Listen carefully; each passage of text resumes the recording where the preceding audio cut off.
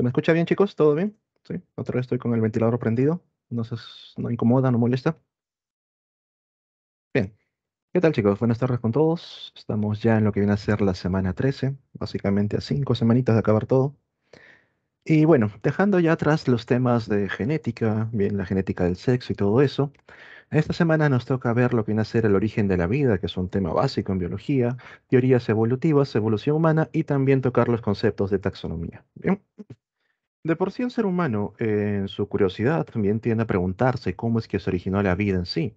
Ya nosotros comprendemos sobre los procesos reproductivos, cómo es que los organismos pueden formar nuevos organismos que los reemplacen, ¿bien? Pero, de todas formas, siempre nos llama la atención de cómo surge la vida, cómo es que apareció por primera vez, ya que de alguna forma también nos ayudaría a entender si es que puede existir vida en otros planetas. Y la carrera espacial está aumentando cada vez más y más, ¿bien? Entonces, esta pregunta básica no es algo nuevo, no es algo novedoso, ya viene desde la antigüedad. Y las antiguas personas, bien, tenemos aquí al señor Aristóteles, siglo V, siglo VI antes de Cristo, observando básicamente los comportamientos de la naturaleza, buscando patrones, se da cuenta, bien, de que muchos organismos aparecen básicamente de la materia inanimada, bien, por ejemplo, tal como muestra la imagen. Él observa en los pantanos que hay una gran cantidad de cocodrilos y también observa que muchos árboles por el producto del envejecimiento caen en estos pantanos y se asemejan a los cocodrilos. Entonces le da una idea de que quizás estos cocodrilos surgen de estos árboles.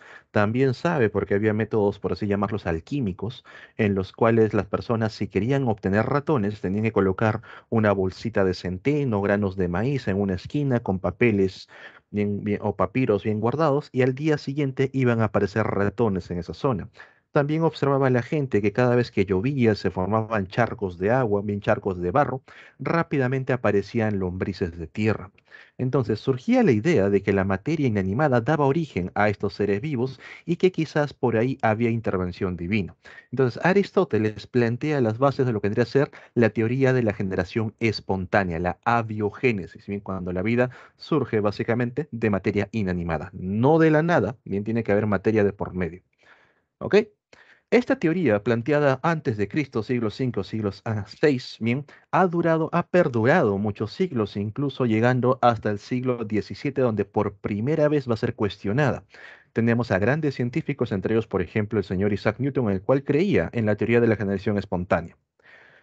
En el siglo XVII tenemos al señor Francesco Redi o Francisco Redi, el cual pone en duda de juicio eso de que aparezca la vida de la nada. Él observa, bien según mencionan las teorías, de que a partir de la carne en putrefacción van a salir gusanos. Observan animales muertos, carne podrida y siempre surgen gusanos. Y luego se da cuenta que a partir de estos gusanos van a formarse moscas.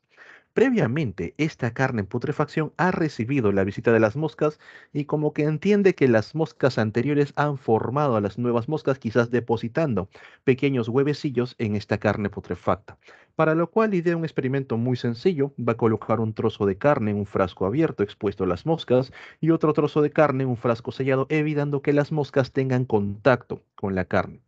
Al momento que se realiza el experimento, se da cuenta bien que aquel pedazo de carne dentro del frasco abierto logra generar nuevos organismos, mientras que el otro no genera ningún tipo de organismo en su interior. Esto de por sí hubiese sido suficiente para refutar la teoría de la generación espontánea, pero hay que analizar el contexto donde se desarrolla el experimento de Redi.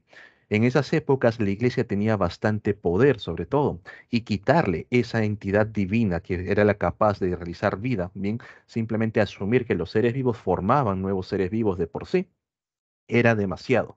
Con lo que la iglesia le dice que no, sus experimentos están mal y por mantener un frasco sellado no permite que el soplo divino, también conocido como la entelequia, llegue a ese pedazo de carne y aparezca nueva vida.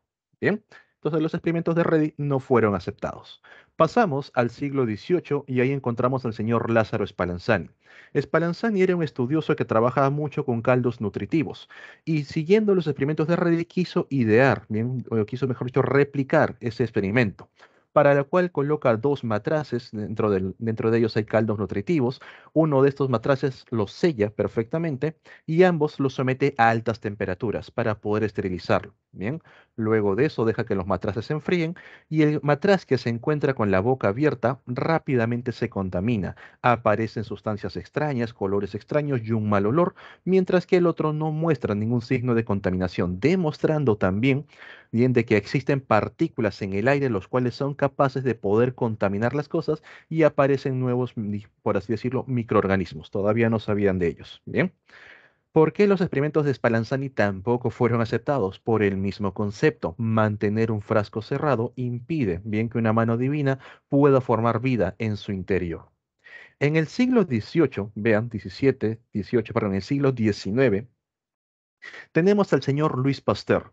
Luis Pasteur, ya conociendo lo que vendría a ser los experimentos de Redi, los experimentos de Spallanzani, conociendo la contradicción que le habían dado por mantener un frasco cerrado, el Luis Pasteur idea un experimento a frasco abierto. Bien, toma el caldo nutritivo de Lázaro Spallanzani, lo replica, lo coloca dentro de un matraz y modifica la apertura, dándole una doble curvatura. Gracias a eso, las partículas, los contaminantes que están presentes en el aire, van a quedar atrapados en esta zona. Somete este caldo nutritivo a altas temperaturas para esterilizarlo y luego lo deja reposar para que se enfríe.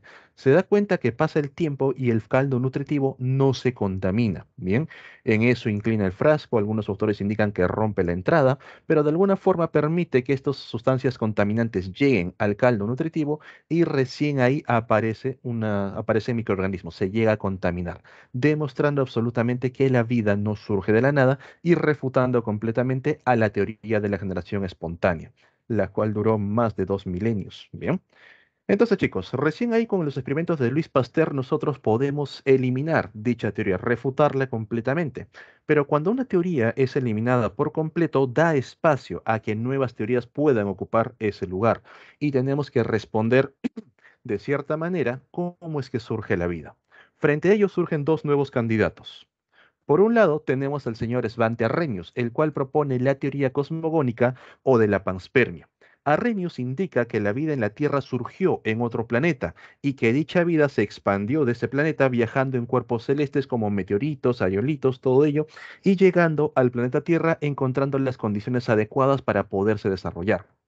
Es una teoría que en su momento fue muy sacada de pelos, fue muy fuera de lugar y mucha gente como que lo miró raro al señor Arrhenius, pero actualmente es algo que no pasa, digamos, desapercibido, es algo muy probable que la vida haya surgido en otros planetas y que pudiese llegar al nuestro.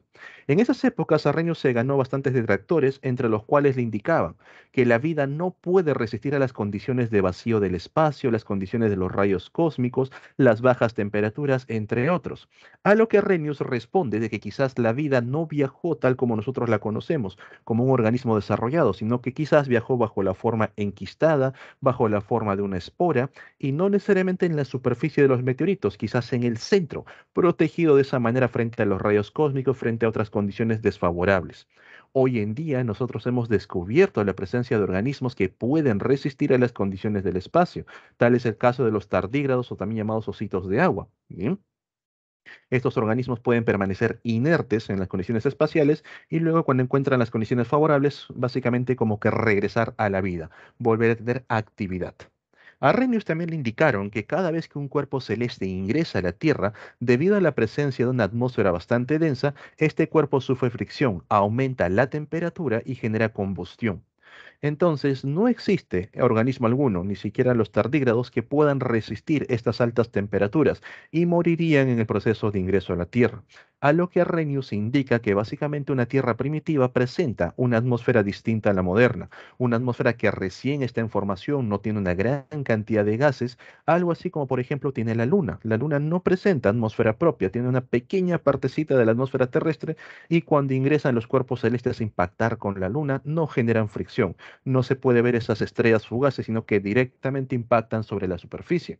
Pero señor Arrhenius, el impacto de un cuerpo a altas velocidades igual genera deformación, lo que también aumenta la temperatura en todo ese cuerpo. A lo que Arrhenius señala que quizás algunos meteoritos impactaron en el mar primitivo, haciendo que la velocidad no se frene en seco, bien, y también en la presencia de agua pudo haber ayudado a que las temperaturas no se eleven como un termorregulador, y los organismos se encontraron un medio adecuado para poder desarrollarse. Bien. Señores, la teoría de Arrhenius, a pesar de que tiene varios puntos débiles, varios puntos donde tenemos que hacer supuestos, sigue siendo aceptada. Bien, es una teoría viable de cómo pudo la vida haber llegado a la Tierra, mas no es una teoría que te explica cómo surge la vida en sí. Bien, si nosotros, por ejemplo, hoy en día con las misiones de los rovers que encontramos, mandamos a Marte, mandamos a Venus, a Júpiter, encontrásemos por ahí vestigios de que algún organismo puede ser transportado dentro de un meteorito, o por ejemplo, si un cometa está pasando cerca de la Tierra, va una nave a analizar y encuentra organismos, encuentra esporas, encuentra organismos enquistados en su interior, la teoría de Arrhenius ganaría mucho más peso de que quizás es cierto, la vida haya llegado a la Tierra a partir de otro planeta. Bien, pero repito, no explica el origen de la vida en sí. Por otra parte, tenemos a la teoría quimiosintética o también conocida como la evolución química propuesta por el señor Alexander Oparin. Oparin es bueno, fue un bioquímico ruso, el cual producto de sus estudios conocía el funcionamiento, el mecanismo de las moléculas, cómo es que éstas se separaban, se volvían a unir para formar nuevas moléculas, entendía todos esos procesos. Es como, por ejemplo, que yo a ustedes les doy unas piezas de Lego, las pueden desarmar, las pueden volver a armar y por ahí pueden surgir, digamos, diseños muy interesantes. En este caso, moléculas orgánicas. Bien, Oparin propone una teoría en tres etapas. En una primera etapa, él indica que la Tierra primitiva contiene los componentes necesarios para formar moléculas orgánicas, bien, pero de manera inorgánica. Tenemos metano, vapor de agua, hidrógeno molecular, compuestos nitrogenados, básicamente el famoso CHON. También contamos con lo que viene a ser energía suficiente para poder separar estas moléculas y volver a reunirlas, tales como descargas eléctricas, radiación ultravioleta, energía térmica, también llamada energía geotérmica. Todo esto, bien, tanto en la atmósfera como en los océanos primitivos. Entonces, tenemos todas las piezas necesarias para formar una molécula orgánica. Producto del azar, durante millones de años, estas piezas se van reacomodando hasta que por ahí empiezan a aparecer moléculas orgánicas, aparecen aminoácidos, aparecen azúcares, aparecen cadenas lipídicas, bien pequeñas cadenas cortas. Pero estas moléculas orgánicas no sobreviven mucho a las condiciones de ese entonces. Bien tal como aparecen, desaparecen. Ustedes, por ejemplo, cuando agregan alcohol en una superficie o, por ejemplo, botan algunas gotitas de limón, van a notar que no pasan ni 2 ni 3 minutos y ya básicamente se ha evaporado. Lo mismo ocurría en la primera etapa de Oparin. Bien, las moléculas aparecen y desaparecen, no resisten mucho tiempo hasta que por ahí, ya entrando en la segunda etapa, algunas moléculas adquieren capacidad catalítica, tienen la capacidad de modificar su entorno. Gracias a esta capacidad catalítica pueden sobrevivir más tiempo. Bien, algunas un poco más de tiempo, otras mucho más, otras mucho menos, pero siguen con ese proceso. Bien, entonces están apareciendo y desapareciendo producto del azar, pero algunas logran sobrevivir porque adquieren esa capacidad catalítica, la capacidad de modificar el entorno. En la tercera etapa, las moléculas que logran resistir más tiempo empiezan a agruparse entre sí. Cada vez se van volviendo más y más complejas hasta formar al primer, por así llamarlo, al primer organismo que viene a ser el punto intermedio entre las moléculas orgánicas y la primera célula. A este organismo, Oparin lo denominó el llamado coacervado. Bien. Entonces, Oparin señala la teoría quimiosintética en tres etapas. La primera aparece por productos del azar, la segunda adquieren capacidad catalítica para modificar el entorno y la tercera se agrupan entre sí, se hacen cada vez más complejas y finalmente forman a los coacervados. Alexander Oparin propuso toda esta teoría de manera teórica. Él no realizó ningún tipo de experimento. Ahí nosotros encontramos a los señores Miller y Urey, quienes van a poner a prueba los postulados bien hechos por Oparin. ¿Cuál de las tres etapas? Solamente la primera, demostrar de alguna forma si es posible formar moléculas orgánicas a partir de compuestos inorgánicos producto del azar. Para ello, en laboratorio van a simular las condiciones descritas por Oparin, van a colocar dentro de un recipiente metano, vapor de agua, hidrógeno molecular, compuestos nitrogenados, y van a someterlo esto a pequeñas descargas eléctricas simulando la energía presente en la Tierra primitiva. Luego de eso, analizan el precipitado y se dan cuenta de que sí, han aparecido moléculas orgánicas, pequeños aminoácidos, azúcares, lípidos cortos, con lo que demuestran que la primera etapa de Oparin es viable y que quizás luego de millones de años, bien la segunda etapa y la tercera etapa también pudiesen haberse desarrollado para dar origen a la vida. Entonces tenemos evidencias de que la teoría quimiosintética es viable, bien se puede formar la vida básicamente por productos, por procesos del azar. Quizás en algún momento nosotros observemos este tipo de formaciones en otros planetas, cuando visitemos por ahí algún planeta como por ejemplo, si no me equivoco, a las lunas de Júpiter, una de ellas, tiene condiciones similares a las descritas por Oparin y sería muy interesante encontrar bien moléculas orgánicas en esos océanos primitivos de metano. Bien. Ok, chicos, entonces si les preguntan cuáles son las teorías aceptadas, vienen a ser dos. La quimiosintética, la evolución química que explica el origen de la vida, bien, y la teoría de la panspermia cosmogónica, la cual explica cómo la vida ha llegado a la Tierra.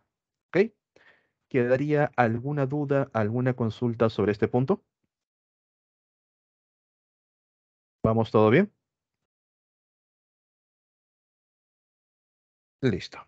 Bien, chicos. Ahora, algunos científicos no le prestaban mucha atención acerca de, bueno, no mostraban mucho interés sobre el origen de la vida, ya que consideraban que era un camino sin salida, que iban a perder mucho tiempo y recursos. Otros simplemente por sus propias creencias, bien tal vez creer en un ente divino, en un dios, y para ellos era suficiente.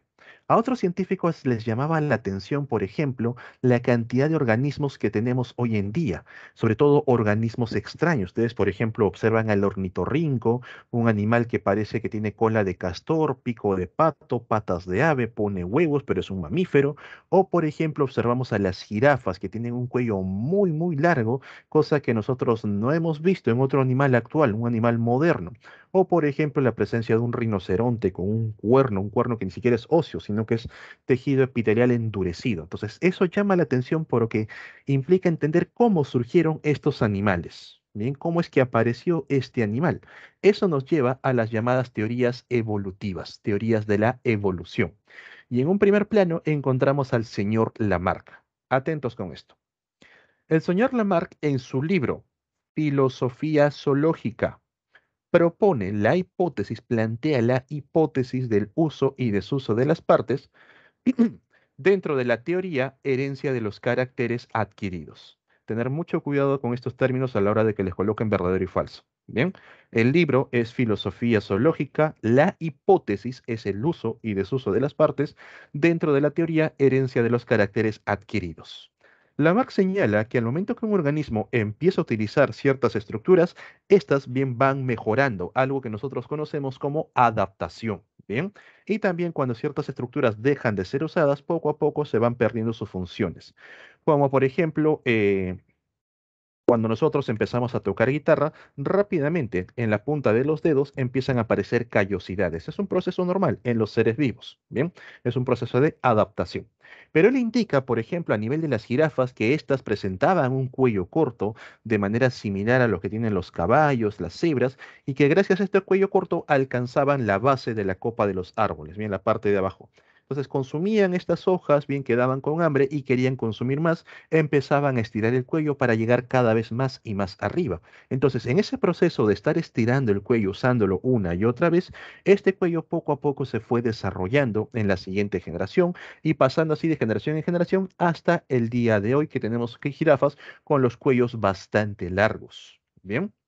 Esta idea no es tan alocada, pero también hay que entender que en la época de Lamarck no conocían sobre los procesos genéticos, no sabían acerca de los genes o las reglas acerca de la herencia. Bien, ustedes, por ejemplo, si empiezan a tocar guitarra, rápidamente los dedos se les endurece. Si empiezan a hacer ejercicio, los músculos se desarrollan. Si empiezas a correr a cada rato, las piernas ganan esa agilidad. Son procesos adaptativos y eso se da en los seres vivos. Lo que no puedes asumir es que estas adaptaciones que una persona va ganando van a pasar a la siguiente generación. No por el hecho de que yo toque guitarra todos los días, forme callitos en la punta de los dedos, mis hijos no van a nacer con callos en los dedos o predispuestos, peor aún, a tocar guitarra, ya que estas adaptaciones no están llegando a nivel genético, a nivel de los gametos. Ese fue el error de Lamarck, bien, pero recordar que en su época no conocían nada de ello y era una idea bastante novedosa para entonces. Bien, ok, descartamos la teoría de Lamarck y pasamos al señor Charles Darwin. Darwin es muy conocido dentro de lo que viene a ser las ramas de la biología y como cultura general, pero hay que también entender un poco sobre la historia de su vida. Darwin fue el hijo de un médico famoso de la época, también llamado Charles Darwin, el cual quería que su hijo también estudiase medicina, sea afín a las ramas de la medicina, quizás a algunos les suene esa historia, bien, pero el señor Darwin no tenía, digamos, ese interés por la medicina, por curar heridas. Su padre, viendo que Darwin no prestaba atención, no tenía esos intereses, decide mandarlo de viaje al mando de un capitán, bien a bordo del Challenger. El Challenger va a dar vueltas básicamente por todo el mundo, a lo que Darwin, con su curiosidad innata, porque sí tenía algo de científico, empieza a observar patrones. ¿Qué cosa ve? Ve en cada lugar al que visita que los seres vivos, los organismos que lo habitan, muestran características que responden a la naturaleza, responden al ambiente. Por ejemplo, Darwin viaja hacia las zonas de a la isla de Sumatra, a las islas de Java, que están en la parte de Oceanía, ¿bien? Y observa que ahí los árboles básicamente no tienen ramas, son troncos rectos, troncos delgados, y que los primates que habitan esas zonas han desarrollado unas manos grandes, unos brazos largos, bien, y unos pulgares oponibles que les ayudan a trepar rápidamente el árbol, bien. Llegan a la copa, se alimentan de los frutos y así viven estos primates, bien. También se da cuenta de que no presentan cola porque no tienen ramas de las cuales poder sujetarse con la cola, no la emplean. Sigue por la parte de abajo, llega a Australia, le llama la atención la presencia de canguros con patas largas para poder desplazarse brincando, la presencia de una bolsa con el marsupio. Llega a la zona de Madagascar, que está habitado principalmente por lemúridos, que son otro tipo de primates, bien, los lémures. ¿Se acuerdan de la película de Madagascar? Bien. ¿Qué cosa observamos en los lemúridos? Quizás no lo han notado, pero este tipo de primates, aparte de presentar una cola, van a ver que las patas traseras son más largas que las patas delanteras. Y Darwin observa que la forma que presentan estos árboles son árboles gruesos y la parte de arriba recién tiene ramificaciones. Gracias a estas patas traseras, los lemúridos pueden saltar, les ayudan a trepar, no tienen pulgares oponibles, tienen las manos empalmadas. Bien. Sí, en cada isla puede haber, digamos, distintos organismos, pero van a dar que estos patrones, estas características que desarrolla el organismo, responden al ambiente. Charles Darwin también estuvo por Sudamérica, pasó por Chile, pasó por Perú, estuvo en el puerto del Callao, pasó por el puerto de Paita, llegó a la parte de Ecuador y ahí tenemos la anécdota más famosa, cuando llegó a la isla Galápagos, donde encontró a los pinzones, bien, ya rebautizados como pinzones de Darwin. ¿Qué ocurrió a nivel de los pinzones? ¿Qué fue lo que observó y le llamó la atención? La forma que presentaban los picos. Él veía que de acuerdo al tipo de pico que los pinzones mostraban, consumían distintos tipos de alimento. Había picos especializados para consumir insectos que estaban volando, otros para escarbar en el suelo, en las playas, consumir pequeños moluscos, picos para poder consumir, digamos, los frutos de plantas cactáceas, evitando las espinas, otros picos para romper frutos duros y así. Bien, los picos respondían a las necesidades alimenticias, a lo que Darwin plantea una idea. Estos organismos, todos estos pinzones que tienen un pico de manera similar pero con ciertas variaciones, provienen de un ancestro en común, el cual tiene un pico básico. Este ancestro en común en su época en la que vivió fue bastante exitoso ya que tenía alimento para él solo, bien, podía consumir, supongamos que consumía únicamente frutillas, moritas, bien. El pico le permitía consumir estas moritas, se alimentaba, se reproducía, aumentaba la cantidad de individuos hasta que llega un punto, y este es el punto básico, chicos, de la competencia a nivel general, hasta que llega un punto en que son demasiados e inicia una competencia por alimento y por espacio, sobre todo alimento, bien, siempre es básico el alimento. Entonces, estos organismos, viendo que las frutillas ya empiezan a escasear, ya no son suficientes para mantener a todas las aves, empiezan a buscar otro tipo de alimento con el cual poder consumir. El pico no les favorece muy bien este consumo de alimento, pero poco a poco aparecen algunos individuos con unos picos ligeramente modificados que les facilitan capturar peces, buscar pequeños moluscos, poder encontrar insectos, poder consumir otro tipo de frutos y así. A estos organismos que logran alimentarse, logran sobrevivir, bien ahí inicia la lucha por la existencia, la supervivencia del más apto, aquellos que logran pasar esta valla que impuso la naturaleza los recompensa con la capacidad de poder reproducirse y gracias a eso pasar estas adaptaciones, estas características a la siguiente generación. A esta lucha por la existencia, a este proceso que te coloca la naturaleza, Darwin le coloca como nombre la selección natural, donde los organismos van a poner a prueba sus adaptaciones, pero finalmente es la naturaleza la que va a seleccionar qué adaptaciones son más adecuadas bien para poder sobrevivir. Estos pasan la valla, pasan la ventana y luego de eso se reproducen formando una nueva generación con dichas adaptaciones. Bien, entonces no sobrevive el más fuerte, sobrevive el más apto. Nosotros hace poco hemos tenido un proceso muy claro de selección natural, lo que viene a ser la pandemia, señores. Bien, al momento que surge la pandemia, cuando las personas se empezaron a infectar, todos nosotros como seres humanos tenemos la misma carga genética, pero gracias a la reproducción sexual presentamos pequeñas variaciones, pequeñas modificaciones que han dado mucha significancia frente a lo que fue el coronavirus. Algunas personas rápidamente se infectaron, perecieron porque no tenían las características adecuadas para sobrevivir, para sortear esta valla, mientras que otras personas al momento que se infectaron, a lo mucho quizás una fiebre, unos días en cama, sobrevivieron y continuaron con el día a día. La naturaleza, aquellos que pueden pasar la selección natural, los premia con el poder reproducirse y gracias a eso van a pasar estas características ventajosas a la siguiente generación. Actualmente, los niños que han nacido post pandemia, los llamados pandemial, un estudio ha demostrado que presentan de manera innata resistencia al coronavirus. Son niños que ya no están requiriendo una gran cantidad de vacunas para hacerles frente, para poder recibir, sino que ya de manera natural, gracias a la selección natural, tienen genes que les ayudan a resistir a estas infecciones. Bien, la selección natural va a estar en todo proceso evolutivo que nosotros vamos a observar. ¿Y quién lo planteó? El señor Charles Darwin.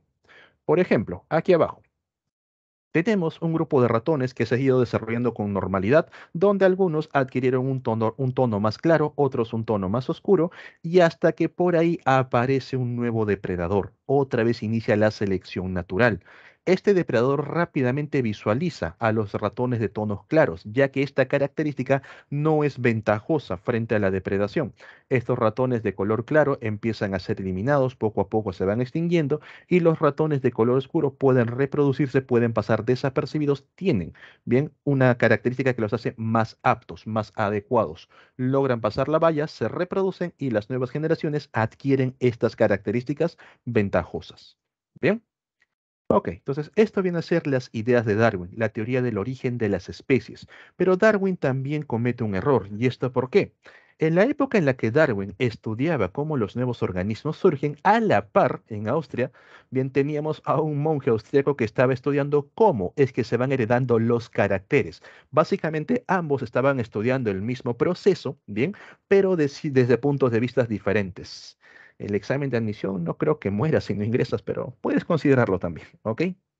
Si ya estás adecuado, estás apto, San Marcos te permite ingresar. Bien, entonces, Darwin estaba a la par con el señor Mendel, con lo que tampoco todavía quedaba muy claro en esa época lo que vendría a ser la genética, las leyes mendelianas, las leyes de herencia y todo lo demás. El error de Darwin fue asumir que un organismo, bien frente al consumo de otro tipo de alimentos, otro tipo de condiciones, adquiere ciertas características ventajosas. Básicamente eso es uso y desuso de partes. Por eso que la teoría de Darwin tampoco es aceptada hoy en día, pero rescatamos dos cosas. Vamos a rescatar a la selección natural, que es algo que sí ocurre, y la supervivencia del más apto, bien, no el más fuerte, el más apto, aquel que presente características que la naturaleza, bien, determina que son adecuadas para la siguiente generación. Bien. En contraste con las ideas de Darwin, muy distinto a lo que él plantea, tenemos al señor Hugo de Vries. De Bryce propone la llamada teoría de las mutaciones. ¿Qué cosa viene a ser una mutación? Una variación hereditaria discontinua. Te lo pueden colocar con este nombre. Bien, variaciones hereditarias discontinuas. ¿Cómo así? Por ejemplo, tus abuelos tienen ciertas características, tus padres también lo tienes, y justo cuando tú naces por ahí mutó algo y ya es una variación hereditaria, pero de manera discontinua. Ahí ha surgido una nueva variante. Bien. Supongamos, bien, que dentro de toda la población, todos nosotros tenemos un color de piel al cual estamos acostumbrados, puede ser claro, puede ser oscuro, hasta ahí todo bien. Y por ahí surge una variante mutante, una persona con un color de piel de tonalidades azules, como si fuese un Navi, ¿bien? Entonces surge una variante mutante, sigue siendo aceptado como ser humano, pero esta persona, al momento que se reproduce, va pasando esta mutación generación tras generación. Empiezan a aparecer una descendencia de personas con color de piel azul, un color azulado, hasta que poco a poco va formándose una nueva especie dentro de este grupo poblacional que finalmente se separan. Tenemos a las personas con los colores normales y tenemos a un grupo de personas con colores azules. Eso es lo que te dedica la teoría de las mutaciones, que las nuevas especies surgieron producto de una mutación que por ahí, dentro del grupo de los pinzones, algunos salieron mutantes con los picos modificados y como les resultó, digamos, ventajoso, empezaron a sobrevivir y formaron nuevos individuos. ¿Cuál es el problema de las teorías de las mutaciones? Las mutaciones son correctas, es aceptable, aparecen y se forman a cada rato. Bien, las mutaciones, como ya están en la parte genética, son hereditarias, eso también es aceptable. El problema con el señor Hugo de Bryce es que no considera a la selección natural como la principal causa de la evolución, sino que simplemente aparecen mutaciones y estas mutaciones poco a poco se van separando del principal, originando nuevos organismos. Bien. Es por ello que tampoco la teoría de las mutaciones es aceptada hoy en día, sino que la teoría aceptada es la teoría moderna de la evolución, o también conocido como el neodarwinismo, propuesto por el señor Theodosius Dobzhansky. Dobzhansky básicamente engloba las teorías anteriores. Toma parte en la genética, toma evidencias paleontológicas, toma parte en la sistemática. Profe, ¿qué sistemática? ¿Has visto los árboles evolutivos, donde aparece un organismo antiguo, cómo se va ramificando, formando nuevos organismos? De eso se encarga la sistemática, bien, de formar estos árboles evolutivos. Ok, entonces, el neodarwinismo rechaza las teorías de los caracteres adquiridos, propuestos bien por el señor Lamarck. ¿Ok? Los caracteres no se adquieren de esa forma, no se da por uso y desuso. Bien, ya no se basa en un individuo, sino en una población. Van a aparecer poblaciones con pequeñas variaciones. Bien, las mutaciones también están presentes, pero estas mutaciones van a ser puestas a prueba por la naturaleza, la selección natural. Como por ejemplo, supongamos bien que en la población humana existen dos variantes, bien. Unas personas completamente lampiñas, no tienen pelo alguno, bien, tienen una gran cantidad de glándulas sudoríparas, y otras personas bastante velludas, bien, y por tener bastante vellos, no tienen muchas glándulas sudoríparas.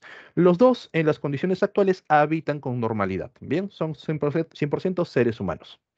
La naturaleza puede cambiar las condiciones. Supongamos que la Tierra empieza a enfriarse. Las personas lampiñas no van a poder mantener la temperatura corporal fácilmente. Van a sufrir de hipotermia y poco a poco empiezan a morir. No se van a poder reproducir con normalidad. Mientras que las otras personas que tienen bastantes vellos, bien mantienen el calor, pueden regular su temperatura con normalidad, pueden llegar a una vida normal, reproducirse y pasar esa característica generación tras generación. ¿Te das cuenta? Una mutación acaba de ser puesta a prueba. Pero ¿qué tal si la Tierra, en lugar de enfriarse, empieza a calentarse?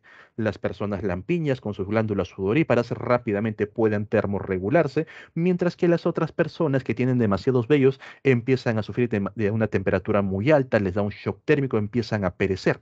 Entonces, los lampiños tienen las condiciones para poder reproducirse y pasar estas características a la siguiente generación. Bien, entonces, no es que una mutación sea favorable o desfavorable, sino que la naturaleza es la que va a determinar si pasa o no pasa. Bien, y si pasas, tienes derecho a reproducirte y pasar esta característica a la siguiente generación. ¿Ok?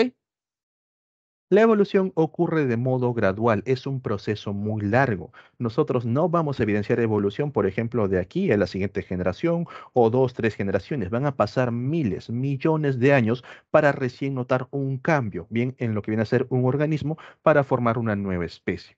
Entonces, el señor Dobzhansky, cuando propone el neodarwinismo, toma de base a las teorías darwinistas, pero les incluye las variaciones aleatorias discontinuas, también conocidas como mutaciones, y por supuesto recalca la selección natural. Básicamente actualiza las ideas de Darwin, incluyendo las mutaciones, incluyendo los conceptos genéticos. Bien, ok chicos. ¿Alguna duda, alguna consulta sobre las teorías de la evolución? ¿Algo que no quede claro? ¿Todo bien? El ser humano, como base, sigue evolucionando, se sigue modificando, ¿sí? ¿No? ¿Creen que están apareciendo por ahí ciertas variaciones mutantes muy llamativas que podrían ser ventajosas? Les hago una pregunta básica. Ustedes, ¿cuánto tiempo bajo el agua aguantan? ¿Cuánto es el máximo de tiempo bajo el agua que pueden aguantar? Sin respirar, por supuesto. ¿Cuánto tiempo aguantan la falta de aire? En minutos. 2 minutos, ya. Aceptable si no estás muy adecuado. Minuto y medio, 2 minutos. Si practicas natación, creo que llegan hasta 3, 4 minutos, ¿cierto? ¿Sabían que hay seres humanos que pueden aguantar 30 minutos bajo el agua? Sin traje, sin nada, así nomás, pulmoncito. ¿Sabían o no sabían? Bueno, 30 es exagerado. 20, 15, 20 minutos. ¿Eh? ¿Qué está pasando? Esto fue una publicación de National Geographic, de Nat Geo, lo pueden buscar, ¿bien? En los cuales encontraron que unas poblaciones, nuevamente regresamos a la parte de Oceanía, en las islas de Sumatra y Java, algunas poblaciones son básicamente dependen de la pesca submarina, ¿bien? Estas poblaciones generación tras generación se han ido adecuando a las condiciones acuáticas, para lo cual al momento que descubrieron que podían aguantar mucho tiempo en el agua, los científicos se preguntaron por qué, qué está pasando, ¿están desarrollando branquias o qué? E hicieron estudios genéticos, hicieron estudios anatómicos, bien estudios médicos, y encontraron que estas personas estaban desarrollando que los genes encargados de formar el vaso, bien, se estaban sobreexpresando y tenían un vaso enorme, un vaso muy grande. Profe, ¿eso qué tiene que ver? Al generar un vaso muy grande, genera una gran cantidad de glóbulos rojos. Bien, tiene un montón de glóbulos rojos y estos glóbulos rojos actúan como reserva de oxígeno. Entonces, cuando están arriba, oxigenan muy bien el cuerpo, hay una gran cantidad de oxígeno, y al momento que descienden, los glóbulos rojos poco a poco van liberando el oxígeno y el cuerpo puede aguantar mucho más tiempo bajo el agua. Estamos ya notando un proceso de adaptación que está pasando generación tras generación, pero siguen siendo seres humanos, por si acaso, ¿bien? Quizás a la larga, bien, ya hablamos de miles, millones de años, puedan desarrollar una especie que proviene de la humana y pueda estar adaptado 100% a las condiciones acuáticas. La exposición de la luz azul, el ojo se modifique a algo así, pues la verdad que la evolución tiene ciertas peculiaridades, ¿bien? Si de alguna forma resulta ventajoso, bien, porque una cosa es adaptarte y otra cosa es que te genere daño y que sobrevivan aquellos que se adaptan, si resulta ventajoso, puede que sí. Bien, esto por ejemplo lo vemos en las personas, en las señoritas. Bien, ustedes como señoritas quizás ya tienen las orejas perforadas, se lo han perforado de chiquitas, a sus mamás también cuando eran pequeñas, a sus abuelas y así, pero no significa que tus hijas nazcan con orejas perforadas, a menos que por ahí represente alguna ventaja evolutiva o la naturaleza lo ponga a prueba y puede que llegue a términos genéticos. Bien. Ahora, para terminar con estas personas que habitan en el agua. A su vez, aparte de desarrollar condiciones para poder, digamos, aguantar más tiempo bajo el agua, también se ha demostrado que presentan una membrana extra a nivel de los ojos, el cual recubre los párpados y les permite ver bajo el agua con completa normalidad, con una refracción 1:1. Bien, nosotros normalmente tenemos una refracción de 3:4. Aquello que está a 3 metros realmente está a 4. Intentamos agarrar algo bajo el agua, está más lejos de lo que parece, y los niños están naciendo con estas adaptaciones. Es algo muy interesante, bien evidenciando que ya se están formando ciertas características de generación tras generación. Bien, Aún así, señores, hay personas que no creen en los procesos evolutivos, ya sea por términos religiosos o porque básicamente dudan de todo lo que viene a ser ciencia o porque simplemente se guían por videos de YouTube o de TikTok. Frente a ello, si te toca alguna persona que no tiene conceptos sobre evolución, para eso tenemos a las evidencias de la evolución. ¿Cómo saber que la evolución es real? Bien, número uno, tenemos a la paleontología. ¿Cómo surge en sí el término de la paleontología? Cuando las personas dejaron de utilizar la energía hidráulica porque siempre vivían al costado de los ríos y todo eso, y empezaron con el desarrollo de la parte industrial, las máquinas a vapor, se empezaron a formar grandes ciudades. Entonces, para formar estos edificios, empezaron a cavar sobre el suelo para poner fuertes cimientos y encontraron huesos extraños, huesos enormes que no le pertenecían a ningún animal de hoy en día y ellos creían que eran monstruos, seres mitológicos, bien algunos que han sido descritos en los viajes marinos, bien unos monstruos enormes, pero los iban guardando, bien. Todavía no existía una técnica para saber de qué fecha datan estos restos óseos hasta que por ahí surgen técnicas de datación como el famoso carbono 14. ¿Cómo funciona? Todos nosotros, al momento que consumimos vegetales, adquirimos carbonos radiactivos. Bien, tenemos una pequeña partecita de carbono radiactivo, un carbono que se va descomponiendo y desaparece. Y al momento que desaparece, tiene que ser reemplazado por un nuevo carbono. Pero como estamos vivos y seguimos consumiendo vegetales o animales que han comido vegetales, reemplazamos ese carbono radiactivo con otro carbono radiactivo. Profe, ¿y todo eso de dónde proviene? Del sol. Bien, del Sol proviene ese carbono radiactivo, genera ese isótopo. Cuando una persona muere, ahora sí ya no reemplazas a los carbonos radiactivos y estos poco a poco van desapareciendo, va disminuyendo mientras va pasando el tiempo. Gracias al carbono 14, calculando la cantidad de carbono que ha ido desapareciendo, podemos estimar un aproximado de cuándo el animal ha fallecido. Y gracias a eso pudieron datar, bien, a estos organismos que encontraban estos huesos raros, a estos ya huesos mineralizados, conocidos como fósiles. Gracias a esa datación pudieron encontrar un orden, bien, y notaron que en ese proceso de orden había unas modificaciones que poco a poco llevaban a los organismos que hoy en día conocemos. Por ejemplo, en el caso de los cetáceos, se ha demostrado que provienen de grandes cuadrúpedos que antiguamente habitaban, sobre todo aquí en Perú, los desiertos de Ica, las zonas de Lima, bien la parte costera, y que hoy en día básicamente son organismos marinos. Bien, entonces la paleontología nos aporta con ese tipo de conocimientos. Luego también encontramos a la embriología comparada. Quizás alguno ya ha visto este tipo de imágenes y no entiende cómo interpretar estas imágenes. Te están mostrando estadios en el desarrollo de los organismos. Un primer estadio, un segundo estadio, en este caso tres. Bastante simple, bien, porque lo normal es que tenga cinco o seis estadios. ¿Qué nos dice la embriología comparada? Si yo puedo diferenciar un organismo de otro, dependiendo del número de estadio, me va a dar una idea de qué tan rápido se han separado evolutivamente. Por ejemplo, en el primer estadio me doy cuenta que los dos primeros se parecen mucho, ¿bien? Y los otros cuatro como que guardan una semejanza. Aquí ya separé a estos dos grupos, ¿bien? Pasamos al segundo estadio, los dos primeros como que mantienen cierta semejanza, pero ya se está diferenciando por aquí, entonces son ya dos grupos diferentes, y este único grupo que tenía en el primero, ahora lo separo en dos. Estos dos se parecen, estos dos también se parecen. En el tercer estadio me doy cuenta que este es un grupo de peces, por aquí están los anfibios, por aquí están los reptiles, las aves, y fíjate que el último grupo son los mamíferos, y si no tuviese cola, si no tuviese este hocico, difícilmente diferenciaría a la oveja del ser humano. Esto si lo plasmamos a la parte sistemática te cuenta lo siguiente. Entonces, al momento que separamos a este primer grupo, a peces y anfibios, es porque evolutivamente están más lejos del resto. Los primeros organismos en surgir fueron los peces y luego, bastante cercano, los anfibios. Le tomó mucho tiempo el hecho de que aparezcan los reptiles y una rama de los reptiles va a dar origen a lo que vienen a ser las aves y finalmente aparecen los mamíferos. Bien, entonces en el primer estadio tú separaste a este grupo de ellos dos, porque son evolutivamente muy lejanos. En el segundo estadio, bien, ahora has separado a este grupo entre reptiles y aves y a los mamíferos aparte, porque también se han separado bastante lejano. Pero reptiles y aves todavía te llegó hasta el tercer estadio, mientras que los mamíferos difícilmente los separas porque evolutivamente todavía son muy emparentados. Eso es lo que te explica la embriología comparada. Al momento que los embriones van siendo comparados, de acuerdo a qué tan rápido se separan, es que tan antiguo evolutivamente se separaron. Bien. Luego también nos encontramos con otra rama que viene a ser la anatomía comparada, donde vamos a encontrar a los órganos análogos y los órganos homólogos. Quizás algunos todavía tengan problemas para poder, digamos, diferenciar unos de otros.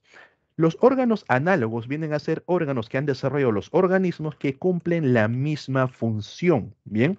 Pero que tienen una distinta estructura, ¿bien? Una estructura distinta completamente. En cambio, en los órganos homólogos, bien pueden cumplir o no, bien, la misma o diferente función, no hay problema con eso, pero tienen una estructura similar. ¿Ok?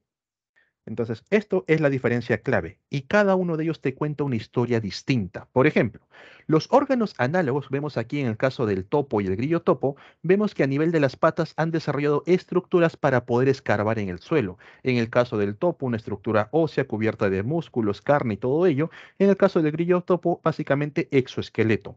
¿Qué me dice estos órganos análogos? Que ambos organismos se han enfrentado a la misma condición. Bien, han respondido a la misma condición. Estos organismos han tenido que de alguna forma enterrarse bajo el suelo para poder sobrevivir. Lo mismo lo observamos aquí con las alas del ave, bien formadas por plumas, tejido epitelial, huesos y todo ello, y el ala de insecto, que básicamente es una membrana. Bien, ambos organismos también se han enfrentado a la misma condición, han buscado métodos para poder volar y gracias a eso sobrevivir. Los órganos homólogos nos cuentan una historia distinta. Por ejemplo, la aleta de un delfín comparada con el ala de un murciélago. Tienen funciones distintas, pero la estructura es similar. Vemos por aquí la composición de huesos, tiene la presencia de un húmero, presencia de cúbito radio también por aquí, los carpos, metacarpos, bien las falanges. Entonces, ¿qué nos indica esto? ¿Por qué tienen una estructura similar pero distintas funciones? Nos indica que estos organismos provienen de un antecesor en común, pero que cada uno por su lado, este ancestro en común, tuvo que enfrentarse a distintas condiciones.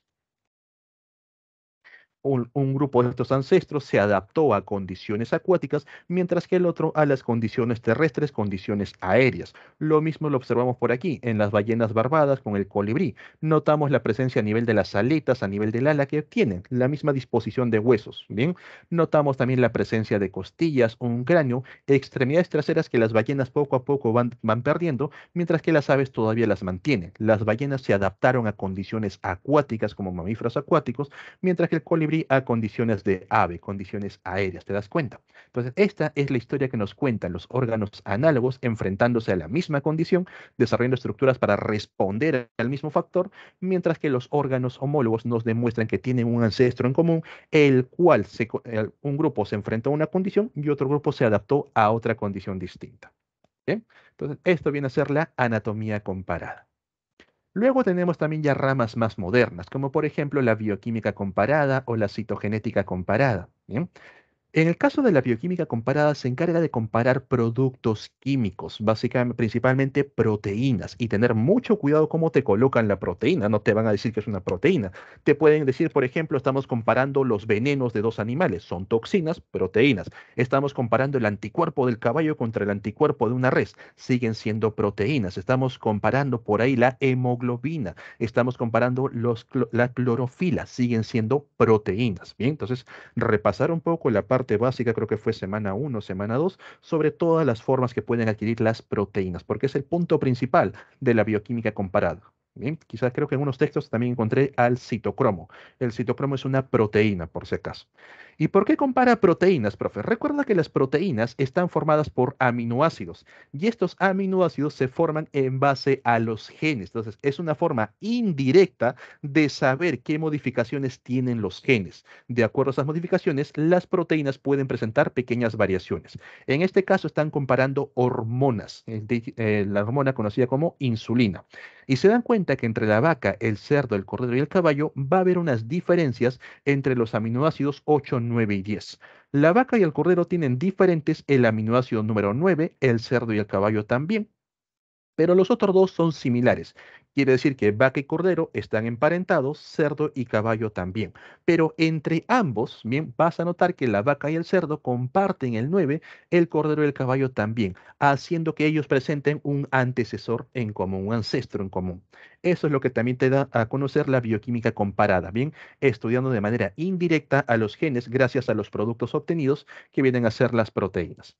Pero si tú quieres estudiar directamente a los genes, directamente el ADN, los cromosomas, el cariotipo, cualquiera que se relacione con ello, ya estamos dentro de la citogenética comparada, la genética a nivel del cito, a nivel de la célula. Aquí, por ejemplo, tenemos el cariotipo de un chimpancé con sus 48 cromosomas en comparación con el cariotipo humano con sus 46 cromosomas. Ustedes quizás han escuchado frases como, por ejemplo, nosotros somos en 97% parecidos a los simios, 98% a los orangutanes, compartimos el 70% de los genes con la planta de maíz. Bien, eso está haciendo hincapié a la citogenética comparada. Está comparando directamente, ahora sí, a los genes, al ADN. En este caso notamos que el cromosoma 2 y 3, bien, en el caso de los chimpancés pudo haberse fusionado para formar el cromosoma 2 en la parte humana. Notamos también que algunos cromosomas mantienen cierta similaridad, como por ejemplo el cromosoma 11, el cromosoma tal vez el 14, bien, otros ya son muy diferentes, como por ejemplo el par sexual a nivel del cromosoma Y. En el caso de los chimpancés, muy pequeño. Bien. Por último, tenemos a las pruebas biogeográficas. La biogeografía viene a ser el estudio bien, de cómo los organismos se han repartido por el mundo y las adaptaciones que han adquirido al enfrentarse a las condiciones en cada zona. Por ejemplo, en el caso de los camélidos, bien, los camélidos hay una teoría que indica que surgieron en la parte de África, migraron hacia la zona de Asia, cruzaron por el estrecho de Bering y luego llegaron hacia la parte de Sudamérica hasta instalarse en los Andes. Bien. Entonces, ¿qué vamos a notar? ¿Qué adaptaciones han presentado estos organismos? Los camélidos básicos en la parte de África se enfrentan a suelos arenosos de altas temperaturas y para evitar hundirte en la arena van a desarrollar pezuñas gruesas, con uñas también muy gruesas, bien aparte de amplias, gruesas, para que puedan soportar el calor. Como se enfrentan a altas temperaturas, ellos no pueden tener grasa repartido por todo el cuerpo, lo van a acumular en pocas zonas. Pero recuerda que en la parte desértica no hay mucho alimento, sino que encuentran una parte de alimento, luego tienen que caminar durante muchas horas, incluso días, hasta llegar a la siguiente fuente de alimento. Entonces tienen que tener gran cantidad de reservas de grasa, pero no en todo el cuerpo, porque si no se calentarían demasiado. ¿Dónde lo acumulan? A nivel de una joroba, desarrollaron una joroba. Estos camellos, mientras iban migrando, llegando a la parte de Asia, aquí encontramos a los Alpes, ¿bien? Vas a notar que para poder soportar el frío, han desarrollado pelaje. Bien, van a tener pelos que les ayudan a poder, digamos, calentarse. ¿Qué ocurre con las jorobas, profe? ¿Por qué tienen dos? Recuerda que en los Alpes tampoco hay mucha vegetación, hay ciertas alturas en las cuales ya no crece, con lo que mantienen reservas de grasa en estos puntos, bien, pero el pelaje también les ayuda a poder mantenerse calientitos. Llegando hacia la parte de Sudamérica, vamos a notar que a nivel de las patas ha cambiado. Ya no son pezuñas gruesas, son pezuñas delgadas. ¿Por qué? La parte de los Andes no es lo mismo que las arenas de la parte de África, sino que ellas vienen a ser pedruscos, donde si tuviese patas gruesas se resbalaría fácilmente. Pero con las pezuñas delgadas puedes subir una y otra vez. El clima es mucho más frío, con lo que desarrollan pelaje por todo el cuerpo y reparten la grasa por todo el cuerpo para mantenerse calientitos. Entonces, la biogeografía te explica cómo un organismo puede ir adaptándose a las condiciones del medio y también cuando va migrando, va cambiando de un punto a otro, tiene que generar modificaciones para poder responder a esas nuevas condiciones. Lo mismo lo vamos a encontrar con este tipo de aves que no vuelan. El más conocido viene a ser el avestruz. También tenemos el emú en Australia, los ñandús en Sudamérica, al kiwi y a los casuaris. Bien, tengan mucho cuidado si viajan a Australia y se encuentran un casuari. Son muy peligrosos y matan humanos, por si acaso. Bien, son muy agresivos con los humanos, pero nos damos cuenta que todos presentan pequeñas modificaciones, bien, para poder adaptarse al medio, a la zona donde viven. Bien.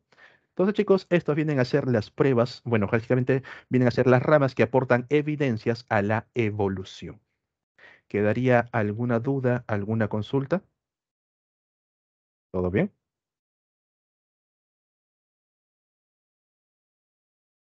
Ok. El punto siguiente que tenemos dentro de la evolución viene a ser los mecanismos de la evolución. Ya hemos conocido los mecanismos en sí, básicamente viene a ser la selección natural, la supervivencia del más apto y también las migraciones. No te olvides de las pruebas biogeográficas, bien, incluye las migraciones. Todo eso conlleva a que los organismos bien vayan cambiando poco a poco. Por aquí pueden aparecer variaciones discontinuas llamadas mutaciones y aparecen nuevas variantes, pero siguen siendo la misma especie. A esto se le conoce como microevolución, pequeñas modificaciones en las poblaciones que a futuro puede que no, pueden llegar a originar nuevas especies. Bien, pero lo único que estamos originando vienen a ser variantes, también conocidos como razas o morfotipos. ¿Ok?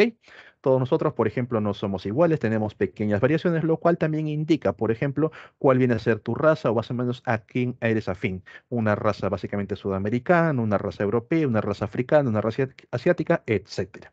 Si nosotros observamos el proceso de evolución desde un punto de vista más lejano, ya hablamos de millones de años, ahí estamos hablando de la macroevolución, ¿bien? La cual involucra las relaciones que presentan los seres vivos, cómo han ido surgiendo, cómo han aparecido las nuevas ramas y también con la desaparición de grandes grupos, ¿bien? Los fósiles básicamente nos ayudan a encajar esos vacíos para tratar de entender cómo han surgido estos organismos. Ahí, por ejemplo, nosotros nos separamos de las plantas hace 3.000 millones de años. Una rama dio origen a las algas, posteriormente a las plantas y por otra parte, básicamente, a los animales. ¿Bien?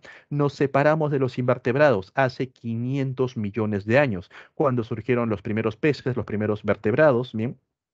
Luego pasaron a evolucionar los anfibios, adaptándose poco a poco a las condiciones terrestres, pero no respondían muy bien. Por eso que los anfibios siempre viven cerca de fuentes de agua. De los anfibios surgen los reptiles, los cuales ya se adaptaron perfectamente a las condiciones terrestres, resisten la resequedad del sol, la resequedad del viento, generando escamas muy gruesas. Y una rama de los reptiles da origen a las aves, mientras que otra rama por ahí surgen los mamíferos, bien que somos los últimos organismos en aparecer en las ramas evolutivas. Bien, todo esto viene a ser la macroevolución, una vista de un punto de vista más lejano.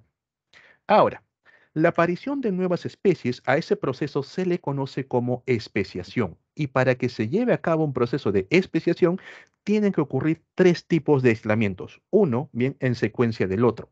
Primero, un aislamiento geográfico, el cual va a inducir un aislamiento reproductivo, el cual induce un aislamiento genético y finalmente, cuando se dieron los tres, se ha formado una nueva especie. Por ejemplo, acá. Tenemos un grupo de escarabajos los cuales tienen la misma coloración, pertenecen a la misma especie, viven en conjunto y por ahí aparece un evento geográfico. Se forma un río, tienen una montaña, son separados completamente, lo que quieras, ¿bien? Pero de alguna forma el lado que se encuentra en la parte izquierda no puede tener contacto con la parte derecha. Se llevó a cabo el aislamiento geográfico, ahora viene el aislamiento reproductivo. El lado izquierdo se reproduce únicamente entre sí, mientras que el lado derecho se reproduce solamente entre ellos. Profe, ¿eso origina nuevas especies?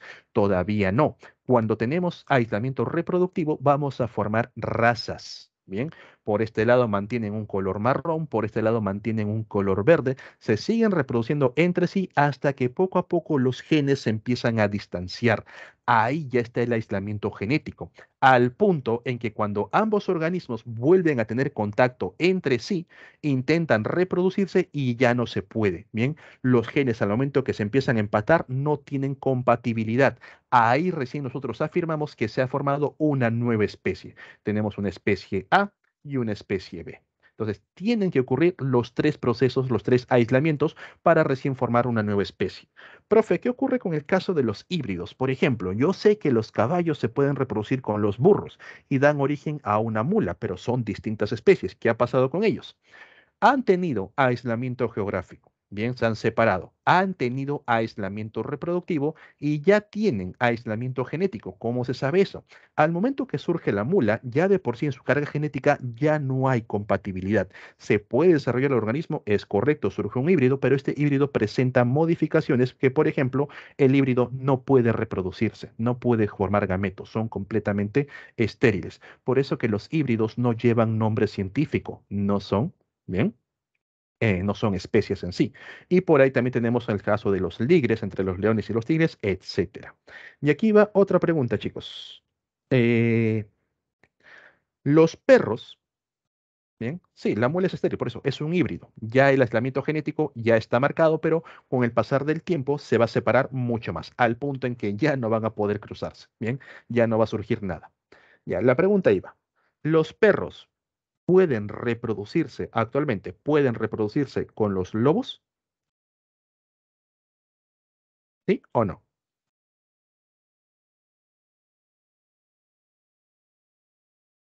¿Un perro puede reproducirse con un lobo? ¿Pueden generar cachorros? Nadie. La respuesta correcta es sí. Los perros sí pueden reproducirse con los lobos, profe. ¿Por qué?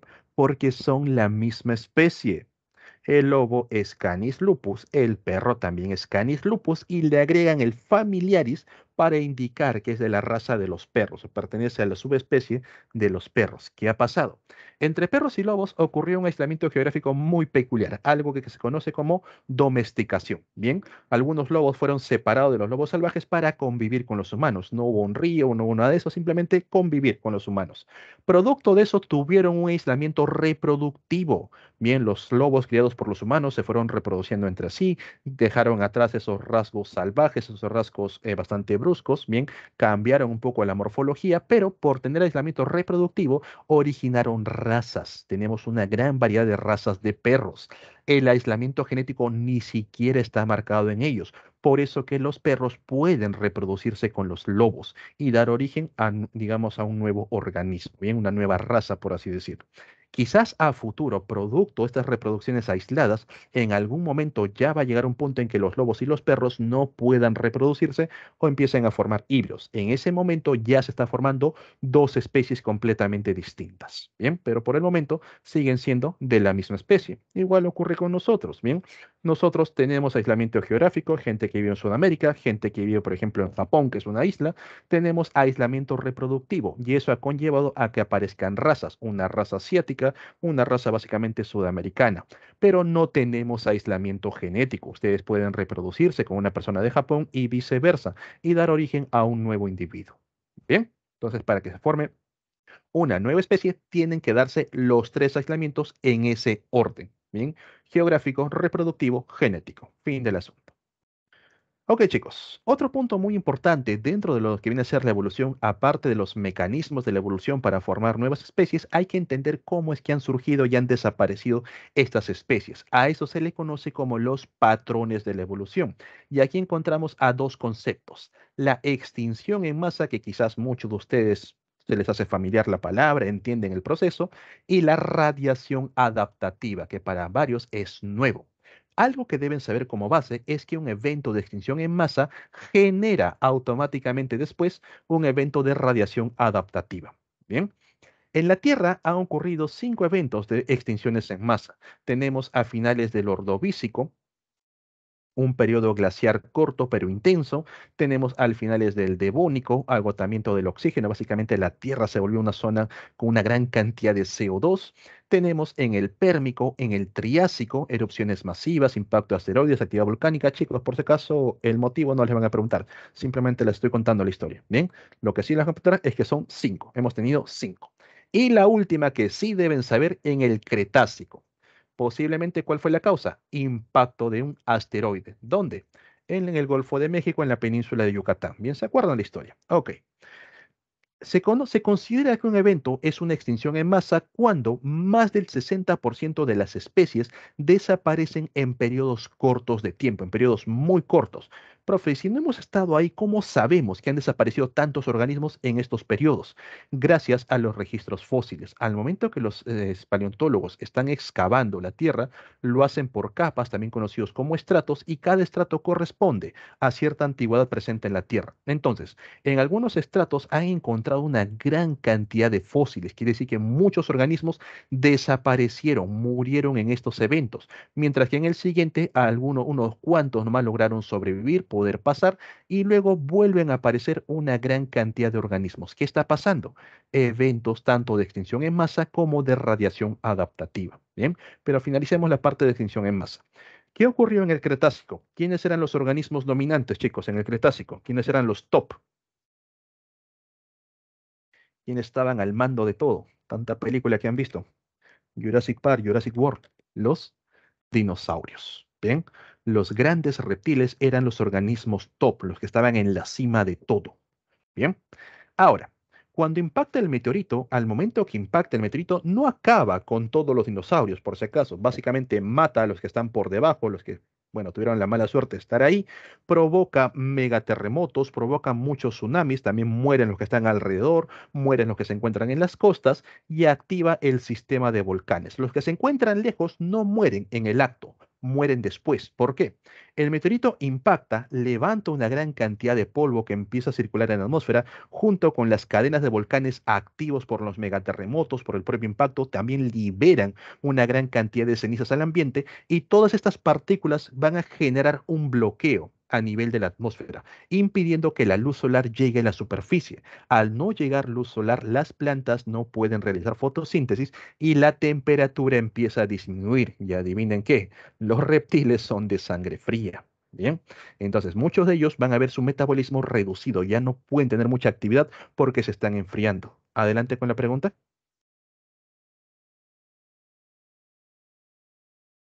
¿Todo bien? Ok, no hay problema. Bien, entonces, ahora, recuerdan que cuando dije que unas plantas bien empiezan a morir, lo primero que pierden son las hojas, luego pierden las ramas, luego pierden el tronco, la raíz es la que va a intentar sobrevivir hasta el final. Y esto es dato clave, bien spoiler, esto tiene que ser un clave. Las plantas mueren de manera superficial, pero las raíces van a tratar de soportar más tiempo. Bien, al momento que las plantas desaparecen, los grandes herbívoros empiezan a perecer porque necesitan una gran cantidad de alimento que ahora ya no encuentran. Empiezan a migrar buscando alimento, pero rápidamente mueren de hambre. Una vez que caen los grandes herbívoros, los grandes carnívoros van a aprovechar estos residuos que dejan los herbívoros, pero al pasar el tiempo también perecen porque es un cuerpo enorme. No pueden mantener tanto organismo, bien con poco alimento, y perecen. ¿Quiénes sobreviven? Pequeños reptiles que por ahí fueron oportunistas, aprovecharon el momento.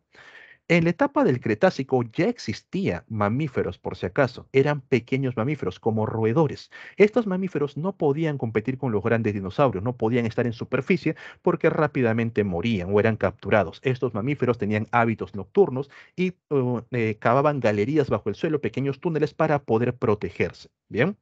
La naturaleza cambió las condiciones, mandó el meteorito, cambió todas las condiciones superficiales, pero estos mamíferos pusieron a prueba sus adaptaciones. Generar calor propio les ayudó a resistir al frío. Vivir en galerías también, el frío no llega muy adentro en las galerías, mantienen el calor y al momento de cavar estos túneles encuentran raíces, raíces que les van a brindar agua, les van a brindar alimento. Toda esta polución presente en la atmósfera tardó aproximadamente entre 9 a 12 meses en poder asentarse y luego ya los rayos solares empezaron a caer otra vez, la vida vuelve a surgir, las plantas realizan nuevamente fotosíntesis, surgen los grandes bosques, bien, las grandes selvas, pero ya no hay dinosaurios. Los pequeños mamíferos que lograron sobrevivir salen a superficie, no encuentran competencia al encontrar una gran cantidad de terreno y alimento y generan radiación adaptativa. ¿Qué cosa es radiación adaptativa? Cuando un organismo, al encontrarse, bien, cuando el depredador top desaparece, este organismo rápidamente genera nuevas especies. En periodos cortos de tiempo aparecen una gran cantidad de mamíferos. Bien, los reptiles cuando desaparecieron dieron este espacio para que los pequeños mamíferos puedan desarrollarse. Nosotros hace poco hemos tenido, entre comillas, un evento de radiación adaptativa o algo similar, ¿bien? Porque hace poco desapareció, entre comillas, el top a nivel global. Actualmente, chicos, ¿quién es el top? ¿Quién es el organismo top en la Tierra? ¿Quién está al mando de todo, modificando y cambiando todo? ¿Quién es el máximo depredador? El ser humano. Bien, el ser humano es el organismo top actual. ¿Qué pasó? Pandemia. Bien, empezó la pandemia, todos a sus casas, todos encerrados. Básicamente el ser humano desapareció del ambiente. Y ustedes vieron en muchas noticias que una gran cantidad de animales empezaron a invadir las ciudades. En algunos casos reportaban cómo los osos iban entrando en las ciudades, por ahí algunos mapaches, algunas zarigüeyas invadían los basureros, los mercados. Bien, aquí en Perú, por ejemplo, en las costas, al no haber ya bañistas, no haber los pescadores, una gran cantidad de aves empezaron a llegar junto con mamíferos marinos como los lobos de mar, delfines, entre otros. Visualizar delfines en el Callao, algo bastante extraño cuando había seres humanos. Te das cuenta, desaparece el top y el resto de organismos va a aprovechar el espacio para rápidamente empezar a poblarlo. Y eso, a lo largo de miles, millones de años, da origen a nuevas especies. Eso es un evento de radiación adaptativa. Bien, cada vez que desaparece una gran cantidad de especies, tenemos un evento de extinción en masa, el espacio dejado lo aprovechan las especies que logran sobrevivir. Nosotros actualmente nos dirigimos a una probable sexta extinción.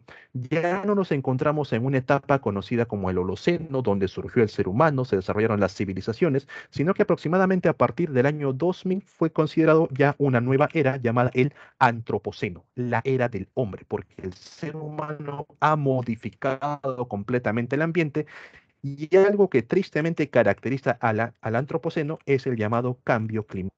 Debido a este cambio climático, es muy probable que más del 60% de las especies que nosotros hoy en día conocemos desaparezcan y nos enfrentaríamos a una nueva extinción en masa, solo que en este caso no sería un evento natural, bien, o 100% natural, sino que sería un evento ya a cabo del ser humano. Bien. Ok, chicos, entonces esto vienen a ser los patrones evolutivos. Bien, aquí en el Cretácico puedes notar cómo los dinosaurios desaparecen súbitamente por el tema del impacto del meteorito. Sobreviven algunos reptiles, bien sobreviven algunas aves, pero los mamíferos son los que aprovechan ese espacio y rápidamente diversifican en una gran cantidad de mamíferos, una gran cantidad de especies. Ok, chicos, dejamos la evolución de manera general y pasamos como tema central a la especie humana, origen y evolución de la especie humana. Atentos por aquí. Número uno, hay que saber ubicarnos, dónde estamos en las ramas evolutivas. A nivel de los vertebrados, bien, los seres humanos son parte del grupo de los mamíferos, los que surgen al final. Primero surgen los peces sin mandíbula, también conocidas como lampreas, los peces cartilaginosos, los tiburones, surgen los peces óseos, bien, y estos organismos, cuando ya poblan toda la parte del agua, van a competir por espacio, por alimento. Frente a eso, algunos organismos empiezan a aprovechar la parte de los suelos, la parte terrestre. Ahí tenemos a los anfibios. Bien, vean que también por aquí están los pulmonados, como el paiche, que pueden aprovechar el oxígeno. Los anfibios pueden adaptarse a condiciones terrestres, pero no tan perfectamente. Por eso que los anfibios, repito, viven siempre cerca de una fuente de agua. De los anfibios, por aquí hay una línea, bien, no se nota bien, surgen los reptiles. Los reptiles ya están muy bien adecuados a condiciones terrestres, pero mantienen sus adaptaciones acuáticas. Del grupo de los reptiles surgen las llamadas aves y finalmente aparecen los mamíferos. Bien, dentro de los vertebrados estamos en la última parte, en los mamíferos. Dentro del árbol evolutivo de los mamíferos, los primeros en surgir fueron los llamados monotremas. Creo que está en tu guía. Monotremas, que vienen a ser mamíferos que pueden poner huevos, como el caso de los ornitorrincos. Bien, ponen huevos, pero tienen ya glándulas mamarias, por eso es un mamífero. Luego de estos monotremas, bien surgen los marsupiales, aquellos que tienen un marsupio. Profe, ¿qué cosa es marsupio? La bolsita, esa bolsita que tienen los canguros. En el proceso de desarrollo de un canguro bebé, cuando sale el pequeño cangurito del útero, bien, este se mueve por el pelaje de mamá y se mete en el marsupio, en la bolsa. Dentro de esa bolsa vas a encontrar a las glándulas mamarias y ahí el pequeño cangurito culmina su desarrollo, bien, hasta formar ya un cangurito jovencito. El último grupo viene a ser los placentarios, aquellos organismos que se desarrollan dentro de una placenta completamente en el útero de la madre, ya salen formados. ¿Bien? Dentro del grupo de los placentarios, nosotros nos ubicamos dentro del grupo de los primates. ¿Bien? Entonces, en el grupo de los mamíferos estamos en la parte de los primates. Aquí. Ahora, dentro de los primates, ¿dónde estamos? Los primates primero se van a diferenciar por las características como por ejemplo la posición, la forma de las manos, de las patas, y ahí tenemos a los prosimios. Bien, no tienen pulgar oponible, las patas delanteras son cortas, las patas traseras son más largas.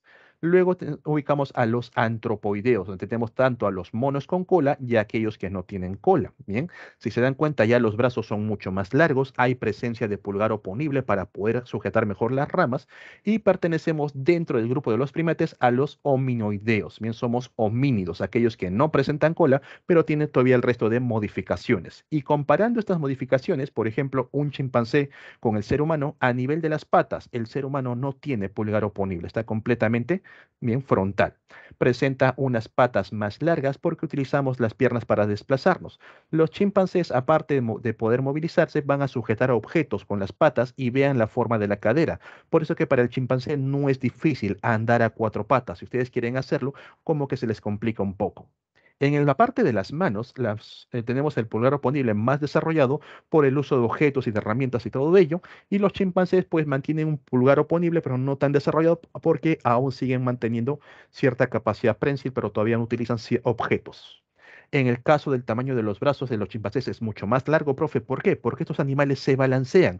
Mientras más sea la longitud, acuérdense física del péndulo, más fuerza, más velocidad van a ganar al momento de balancearse. Los seres humanos ya no vivimos en árboles, básicamente. Perdimos hace millones de años esa cualidad y utilizamos únicamente los brazos para la manipulación de herramientas. En el caso del cráneo, vean que en el ser humano el cráneo se sitúa de manera vertical con la columna vertebral, manteniendo la posición erguida. En cambio, en los chimpancés, de manera horizontal, bien, por eso que no se les dificulta mantenerse a cuatro patas. ¿Ok? Entonces, estas van a ser algunas características que finalmente ha desarrollado el ser humano dentro del grupo de los vertebrados a nivel de los mamíferos, dentro de los mamíferos en los primates y dentro de los primates como parte de los homínidos. A todo esto, ¿cómo es que se separaron, profe, evolutivamente hablando, el ser humano del resto de los simios?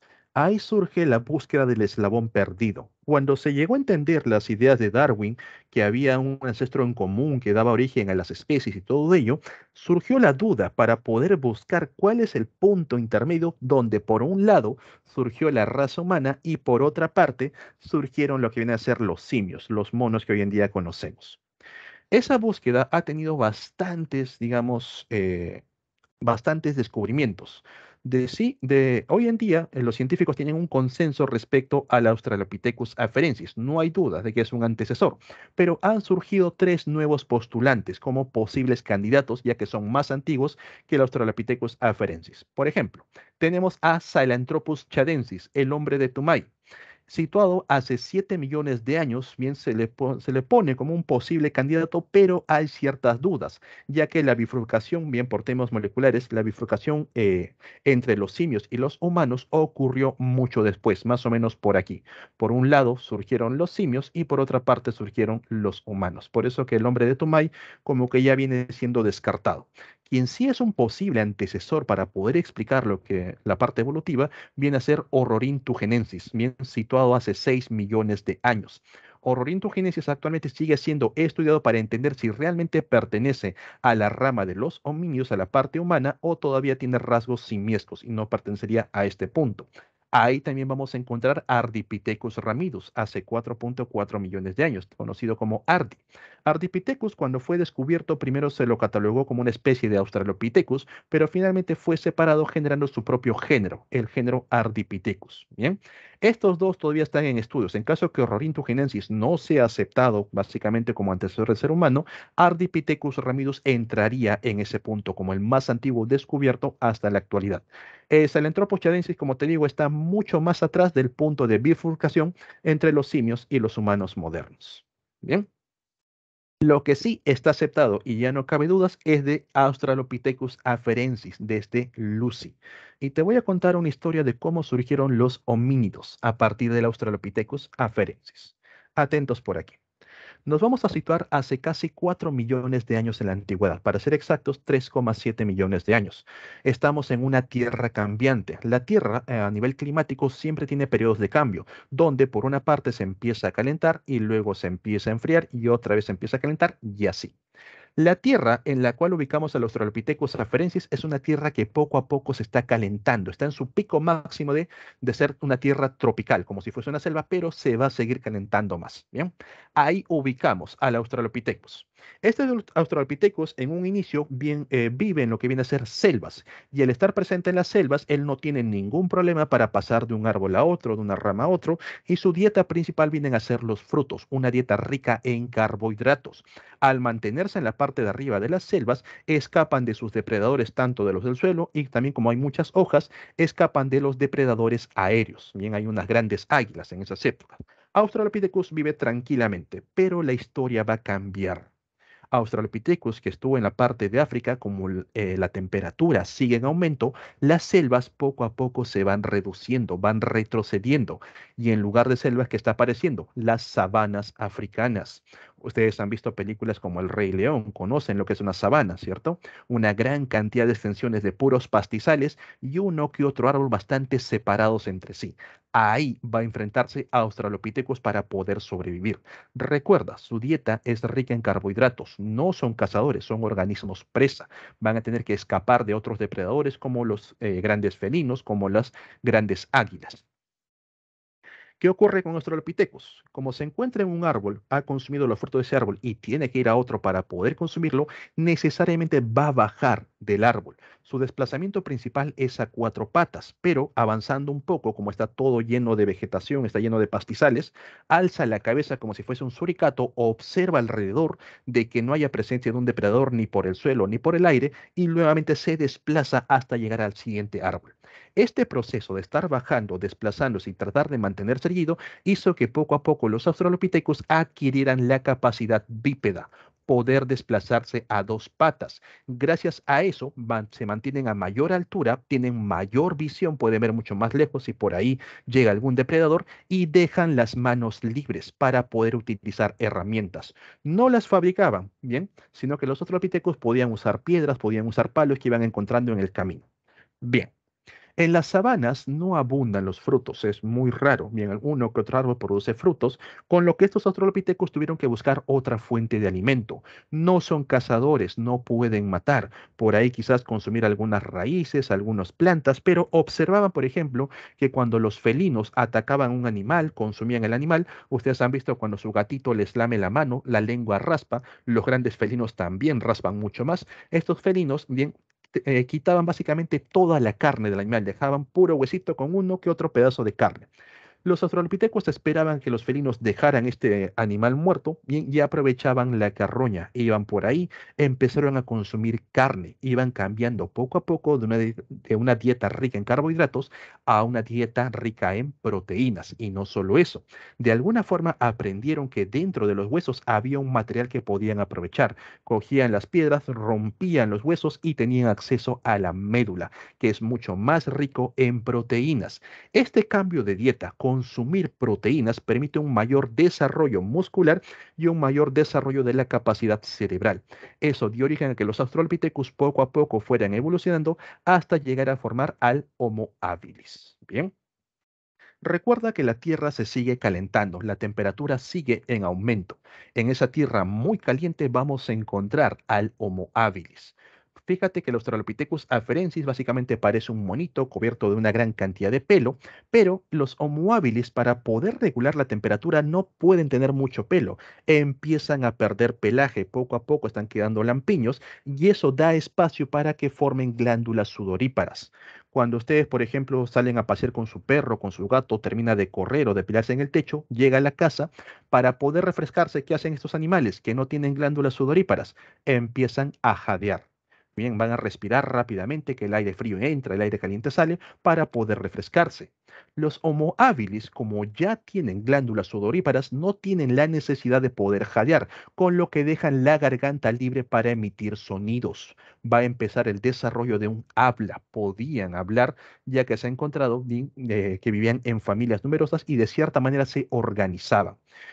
Llamado Homo habilis por el hecho de que podrían fabricar herramientas, empezaron a modificar lo que tenían en su entorno para por ahí tal vez tener una especie de mazo, una especie de varilla, con los cuales, digamos, seguir robando comida, porque no eran cazadores aún, mientras todavía seguían siendo recolectores y en algunos puntos carroñeros, aprovechando lo que otros animales iban dejando. Fabricaban instrumentos, construían chozas rudimentarias y poblaron toda la parte de África. No salieron de África, por si acaso, se mantuvieron ahí. Evolutivamente hablando, de los Homo habilis surgen los Homo erectus. Los Homo erectus fueron los primeros en abandonar África. ¿Y cómo lograron desplazarse mucho más lejos? Porque los Homo erectus cambiaron todo el rol del ser humano. Hasta antes de los Homo erectus, todos los seres, básicamente toda la parte homínida, siempre fue presa. Nunca fuimos depredadores, no teníamos ni las características, ni garras, ni colmillos, ni nada de ello para poder cazar. Pero Homo erectus viene a ser el primer homínido que logra descubrir el fuego, o básicamente manipular, controlar el fuego, y eso cambió completamente el rol. Ahora el ser humano podía ser un depredador, podía cazar a otros organismos. Gracias al fuego podían calentar las cuevas, sobrevivir más tiempo en invierno, no tenían que estar trasladándose a ambientes más cálidos, por eso que los Homo habilis no salieron de África, porque más allá hacía frío, sino que ya podían moverse por el resto del mundo, podían iluminar la superficie durante la noche, podían proteger la entrada de la cueva, evitando que otros animales ingresen mientras duermen. Homo habilis no tenía esa opción. Cuando los Homo habilis habitaban las cuevas para dormir, por ahí llegaba un oso, llegaba un tigre, tenían que escapar como podían a oscuras y muchos de ellos perecían. Homo erectus ya no. ¿Por qué? Porque no existe animal alguno en el planeta que no le tema al fuego. Bien, el ser humano es el único que aprendió a controlar. Eran cazadores, ya podían cazar, desarrollaron una industria hachelense, la fabricación de herramientas que asemejaban a las hachas. Tenían un aspecto físico parecido al nuestro y se llaman erectus porque ya andaban completamente erguidos. No solo esto, en uno de estos Homo erectus, en el llamado hombre de Java, descubierto en la isla de Java, encontraron, quizás algunos ya lo han escuchado en noticias, encontraron un fémur con indicios de una fractura que luego se había reparado. Este animal, este ser humano había vivido, bien, este Homo erectus había logrado sobrevivir a la fractura y continuar con su día a día hasta que se hizo viejito.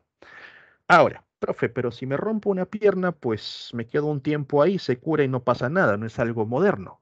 La verdad que ahora no, porque estás en una civilización, estás en una ciudad. Si te rompes una pierna en mitad de la selva, no duras más de 2 días. ¿Y eso? ¿Por qué? Número uno, quedas a merced de los depredadores, nadie te va a poder proteger. Número dos, no puedes buscar alimento, no puedes conseguir alimento propio, ya que se te dificulta poder desplazarte. Para que ese Homo erectus haya podido reparar ese hueso correctamente, es porque ya vivía en numerosas familias y pues, se protegían entre sí. Mientras algunos salían a cazar, a traer alimentos, otros se encargaban del cuidado de los hijos, del cuidado de los heridos. Es un primer indicio de civilización en la parte homínida. Bien. Entonces los Homo erectus se desplazaron tanto hacia la parte de la zona europea, hacia la parte asiática, empezaron a poblar el resto del viejo continente. La Tierra había alcanzado su máximo calor con los Homo habilis y poco a poco la Tierra estaba enfriando. Los Homo erectus básicamente encontraron selvas, pudieron adaptarse a todo ello, pero la Tierra continuaba enfriándose y a partir de los Homo erectus van a surgir dos nuevas especies. El hombre neandertal, ¿bien? Básicamente es una sola, Homo sapiens neanderthalis y Homo sapiens cromañón, el hombre cromañón. Ok, ahora, ¿cómo es que surjan estas dos razas? Vamos a llamarlo así, estas dos razas, el cromañón y el neandertal. Tiene que ver por los desplazamientos que hizo el Homo erectus. Los neandertales fueron Homo erectus que se desarrollaron bajo condiciones de bosques, fueron hacia los bosques del centro de Europa y en los bosques adquirieron habilidades para poder cazar, desarrollarse ahí. Por ejemplo, los bosques están formados por grandes árboles, una gran cantidad de maleza, con lo que estos organismos para poder detectar a su presa tenían que guiarse por el olfato. La visión estaba había muchos obstáculos para poder ver cuál era su presa. Por eso que los neandertales desarrollaron una frente prominente, un bulbo olfatorio muy desarrollado, bien, que les permitía oler a su presa. Profe, ¿es cierto? Sí. Si ustedes, por ejemplo, van a un zoológico, han ido al Parque de las Leyendas, van a notar que en cada zona donde están los animales hay un olor distinto. Cada animal tiene un olor característico, ya sea por las orinas, por las heces que deja. Entonces, los neandertales eran muy buenos rastreando con el olfato, siguiendo las pisadas, siguiendo las heces de los animales. A su vez, como ya presentaban la comunicación desde hábiles, erectos también lo mejoró, estos organismos, los neandertales, se organizaban bien para poder cazar a una presa. Tenían lo que viene a ser una tecnología pesada, una tecnología gruesa, lanzas con puntas de piedra, unos palos gruesos, porque atacaban cuerpo a cuerpo. Por ejemplo, rodeaban a un mamut, rápidamente los que tenían lanzas lo acorralaban junto a un peñasco, por atrás había otros neandertales con piedras en la mano, lanzando piedras de arriba. El mamut, por supuesto, se iba a defender, no se iba a morir así nomás. En ese proceso de defensa, los neandertales aprovechaban para clavar la lanza, tiene que ser gruesa para resistir la fuerza del animal, una lanza delgada se quiebra, resulta mortal, y en esos procesos los neandertales fueron muy exitosos en lo que viene a ser la cacería de animales, pero la Tierra se está enfriando, recuerden eso. ¿Bien? En el proceso de caza, por supuesto, algunos neandertales salían heridos, otros morían, pero traían gran cantidad de alimento para toda la familia y todos contentos. ¿Dónde surge el cromañón? El cromañón también proviene de los Homo erectus, pero no aquellos que se adentraron en los bosques, sino que aquellos que siguieron las fuentes de agua, básicamente por las playas, por los ríos. Eso conllevó a que los cromañón tuviesen una tecnología distinta. Los cromañones no cazaban grandes animales, principalmente cazaban peces, animales o organismos que encontraban en el agua, cangrejos, entre otros. Para ello no necesitas una lanza pesada, una lanza gruesa, porque no vas a corretear a un pez, mucho menos te vas a enfrentar a un tiburón.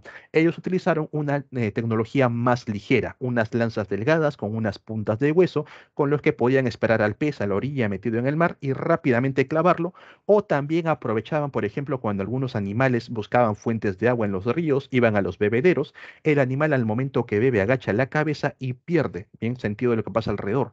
Ahí los cromañón podían acercarse hasta cierta distancia y con las lanzas que son muy delgadas simplemente las arrojaban, atacaban a distancia, evitando morir en el proceso. Entonces la población seguía en aumento y este éxito era mucho mejor, ya que los neandertales, si el animal detectaba a tiempo la presencia de los cazadores, escapaba y tenían que buscar otra presa. En cambio, en los cromañón, el animal que estaba bebiendo era mucho más fácil de cazar, utilizaban las lanzas, el animal empezaba a desangrarse y más allá ya lo encontraban desmayado, completamente agotado. Bien, pero recuerda que la Tierra se está enfriando, la última glaciación. ¿Qué ocurre? Cuando la Tierra empieza a enfriarse abruptamente, las temperaturas descienden, la parte de Europa sobre todo se congela, es más difícil poder rastrear por el olfato, por el olor, cuando hay nieve, cuando hay lluvias. Todo eso queda opacado y encima cuando hay nieve se pone todo blanco, el neandertal visualiza la presa y la presa también visualiza al neandertal. Al no haber muchos pastizales, gran cantidad de animales migran, se van y los animales recorren más espacio que lo hacen los neandertales.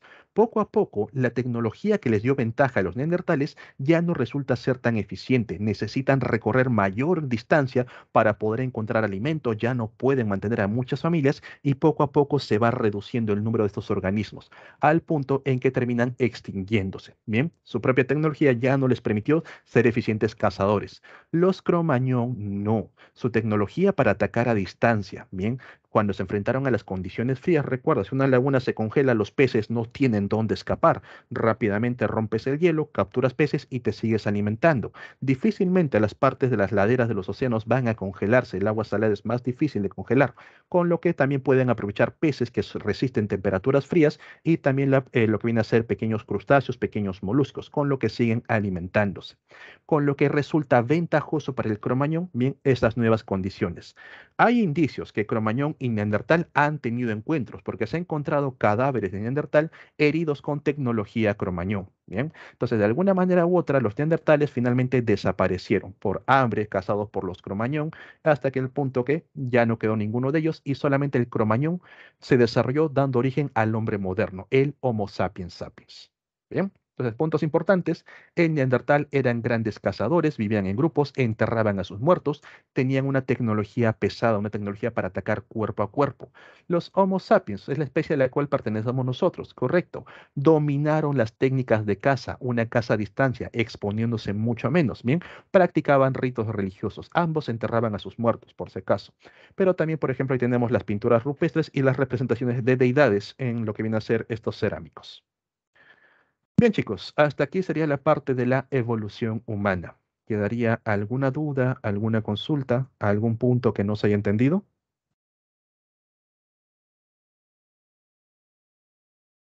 ¿Todo bien?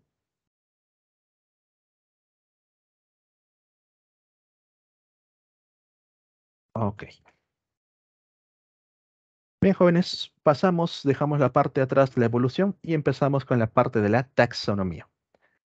La taxonomía de por sí, ustedes saben que es una ciencia que se encarga de categorizar, bien de brindarle un nombre científico a las especies, poder categorizarlos dentro de las taxas o taxones. Hablar de taxonomía es hablar del señor Carl von Linneo o Carlos Linneo, un botánico del siglo XVIII que estableció los fundamentos para la clasificación de los seres vivos y el esquema moderno de la nomenclatura binomial. En otras palabras, el nombre científico. Pero no lo hizo tanto de buena gente o porque un día se le ocurrió, lo hizo por necesidad.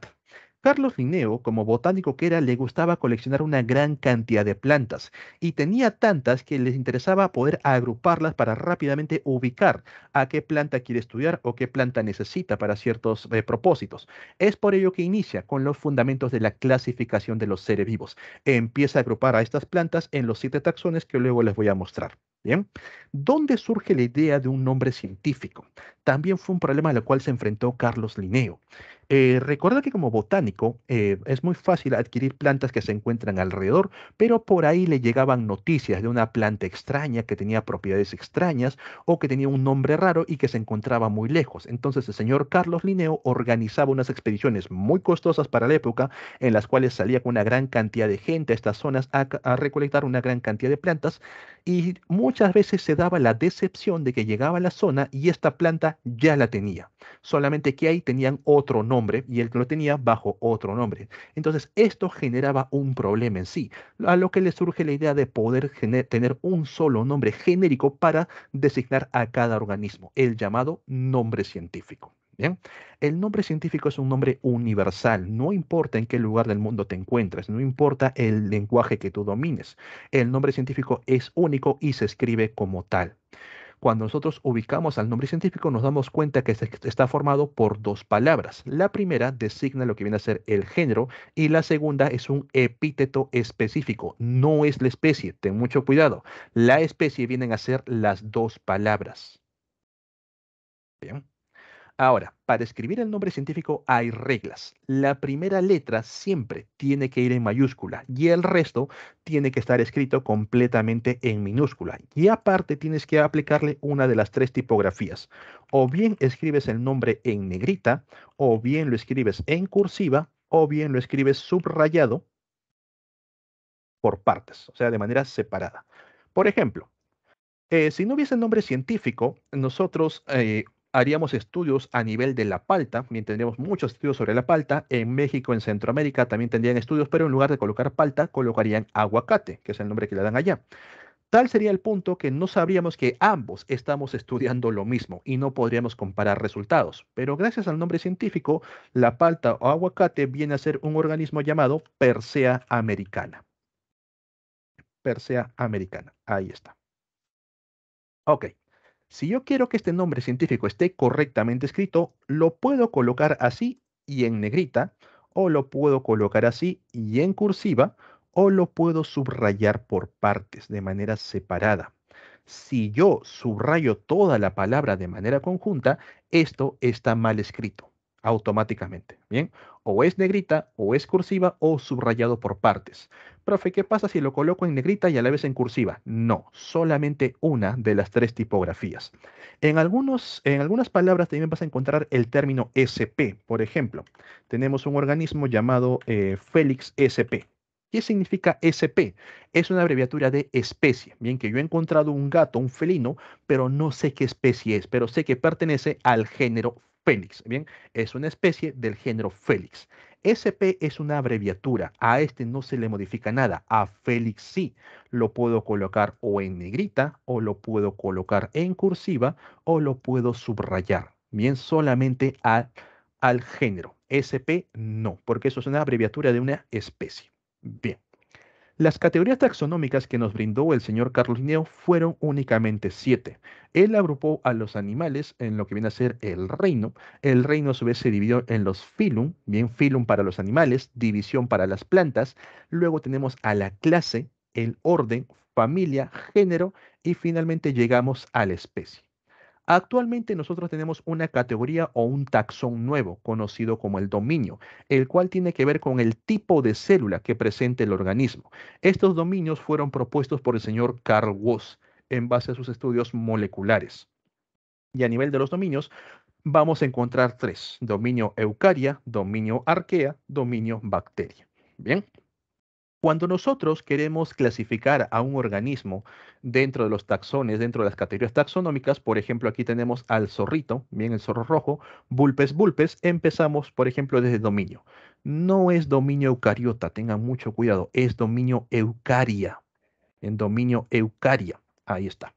El zorro se ubica dentro del dominio eucaria porque tiene células eucariotas, pertenece al reino animal, organismos pluricelulares heterótrofos, dentro del filum de los cordados, bien, su filum vertebrata por el desarrollo de columna vertebral, pertenece a la clase de los mamíferos por la presencia de glándulas mamarias, al orden de los carnívora por la forma que presentan los dientes, familia de los cánidos por los caninos muy desarrollados, género Vulpes, que hace referencia a los zorros, especie Vulpes vulpes, el zorrito rojo. De esta manera nosotros ubicamos, categorizamos a un ser vivo, a un organismo. Ahora, por ejemplo, si te pidiesen categorizar al ser humano, les ayudo. Vamos por aquí, arriba. Dominio, Eucaria. Bien, el ser humano pertenece al dominio Eucaria. Reino, Animalia. Pilum, de los cordados. Clase, de los mamíferos, o también dicen clase Mamalia. ¿Bien? ¿A qué orden pertenece el ser humano? ¿En qué orden se encuentra el ser humano? Dentro de los mamíferos, ¿a qué orden pertenece? ¿Te acuerdas que estaban los monotremas, estaban los marsupiales, estaban los placentarios? No, no es por lo que comen, es otra clasificación. Dentro de los placentarios, ¿cómo se llama ese grupo que abarca al ser humano?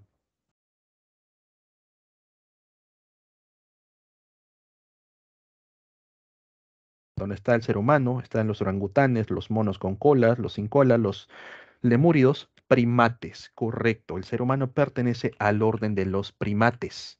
Y dentro del orden de los primates, ¿a qué familia pertenece? ¿Cómo se llama esa familia donde están los monos sin cola?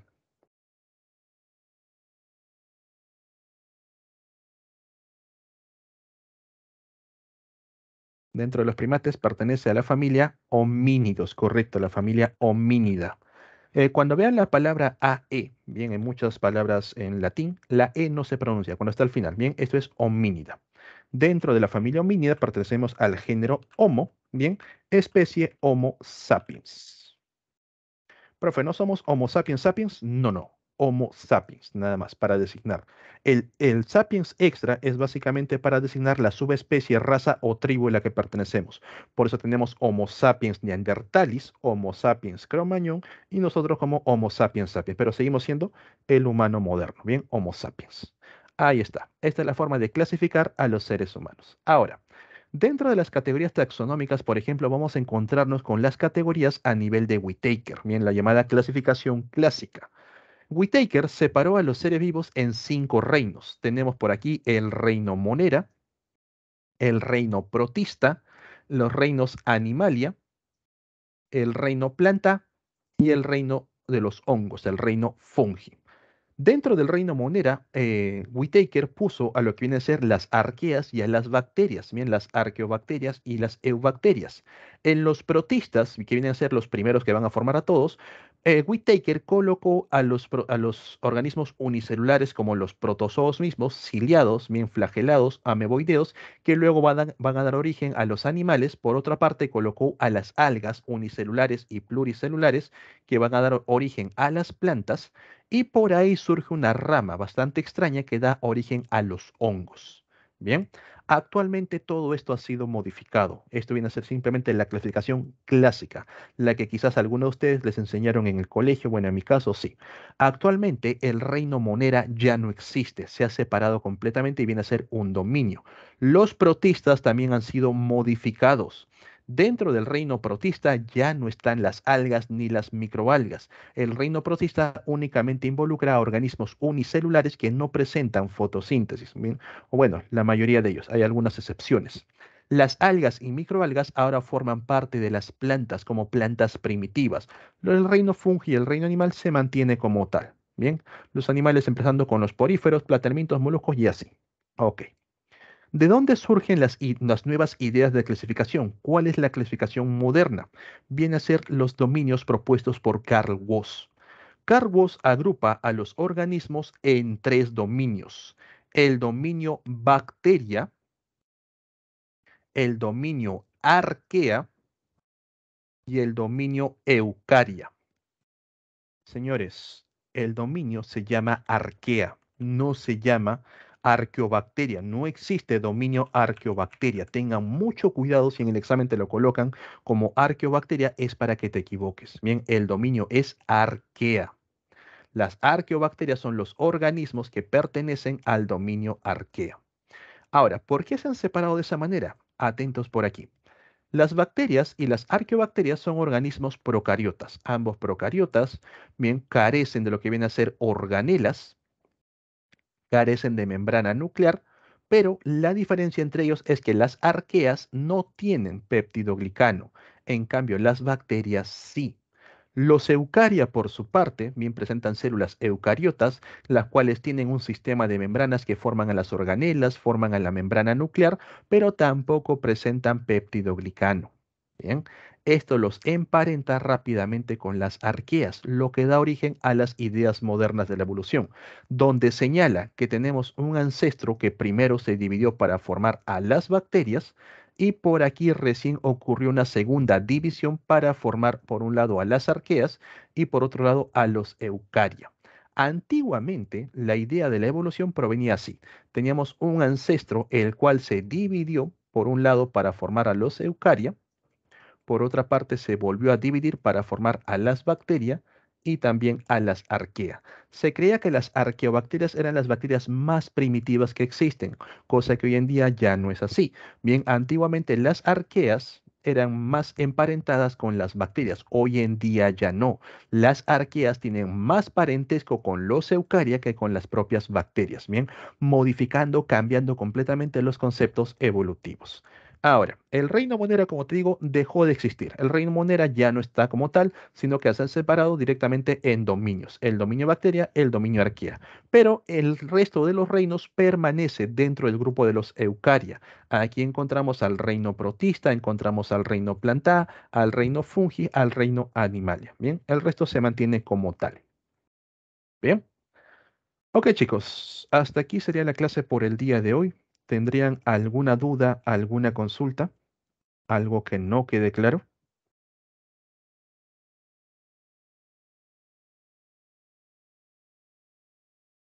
¿Todo bien? ¿No tienen preguntas?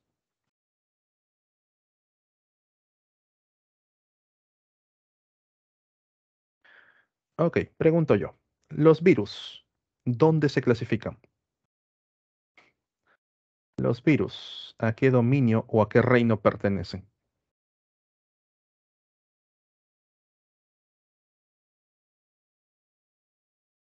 ¿Dónde podemos encontrar a los virus?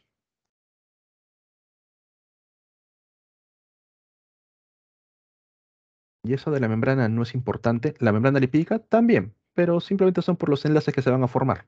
Recuerda que a nivel de los eucaria tiene un sistema de membranas de por sí, y todos ellos también van a ser lipídicos. ¿Ya? Los enlaces éter ramificados, básicamente no... tiene un nombre, esto se me fue. Mientras van respondiendo lo que viene a ser el virus, déjame acordar el nombre, no saturados. Ahí está. Bien, ok. ¿Que están fuera los virus? Los virus, señores, no son seres vivos. Tener mucho cuidado si te colocan un virus. No son seres vivos, no se clasifican dentro de ellos, para nada. Bien, no están dentro de la clasificación ni de Whittaker ni de Carl Woese. Los virus tampoco tienen nombre científico. Bien, no tienen nombre científico. O sea, están clasificados, pero como un tema aparte, no dentro de los seres vivos, sino como su propia clasificación. Los virus no tienen nombre científico, sino que reciben directamente el nombre por la enfermedad en la que causan. Ahí tenemos el virus del ébola, el virus de la gripe, el virus de la rabia, el virus del coronavirus, etcétera. Bien, ustedes que han escuchado el término familia de coronavirus, ¿a qué hace referencia? A que estos virus guardan una relación entre sí, pero no tienen una clasificación tal como la propuesta por la parte taxonómica. Bien, ok. No tienen dudas, no tienen consultas. Entonces vamos con las preguntas, porque todavía tenemos minutos libres. Esta es semana 13. A ver, mm, la pregunta 14. Bien. A la taxa de organismos que son semejantes entre sí y que en la naturaleza se cruzan, se reproducen, dando descendencia fértil y que además comparten un origen en común, ¿cómo se les denomina? Si se pueden reproducir entre sí, ¿a qué taxa pertenecen? ¿A qué taxón pertenecen?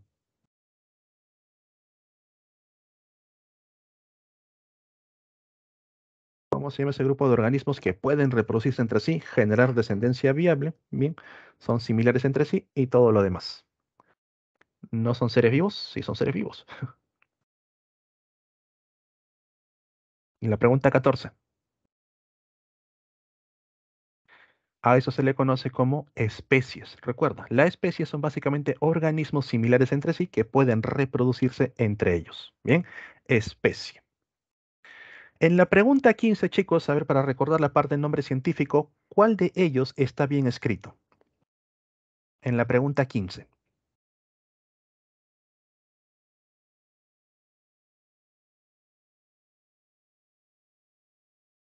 Canis lupus familiaris, Periplaneta americana, la cucaracha, Lama vicuña, la vicuña, Lepidium mellemi, bien, la maca. Correcto, la E, primera letra en mayúscula, el resto en minúscula y aplícale una de las variantes, bien.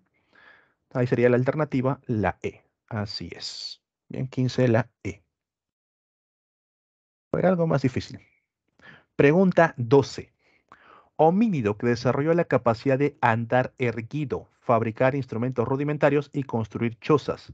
Su distribución estaba restringida, limitada al continente africano. Pregunta 12. Únicamente se desarrolló dentro de África, pero fabricaba instrumentos, construía chozas, andaba erguido, era bípedo básicamente.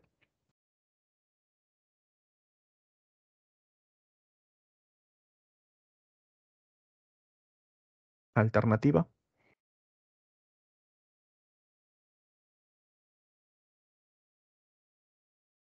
Si me dicen que estaba dentro de África nada más, son dos opciones, o Australopithecus o habilis, porque Erectus fue el primero que salió. Bien, él no estaba limitado a África.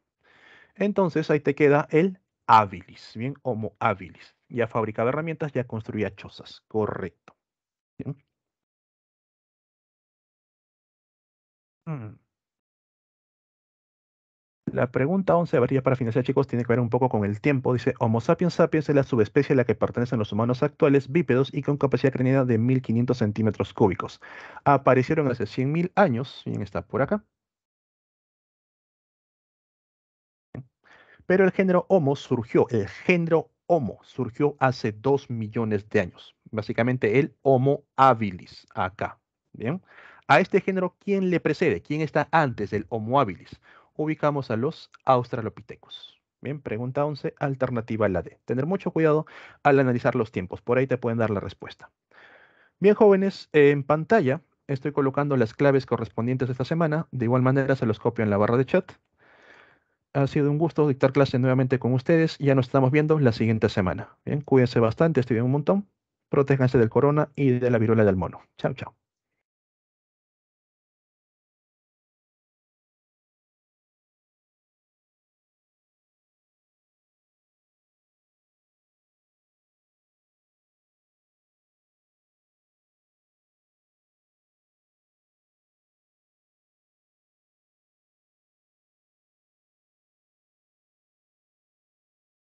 ¿Se me escucha todavía? Porque no sé, siempre me salen problemas para poder salir de aquí. El hecho de que más personas tengan presente la arteria mediana le hace una prueba de selección natural. De por sí, realmente la devolución humana.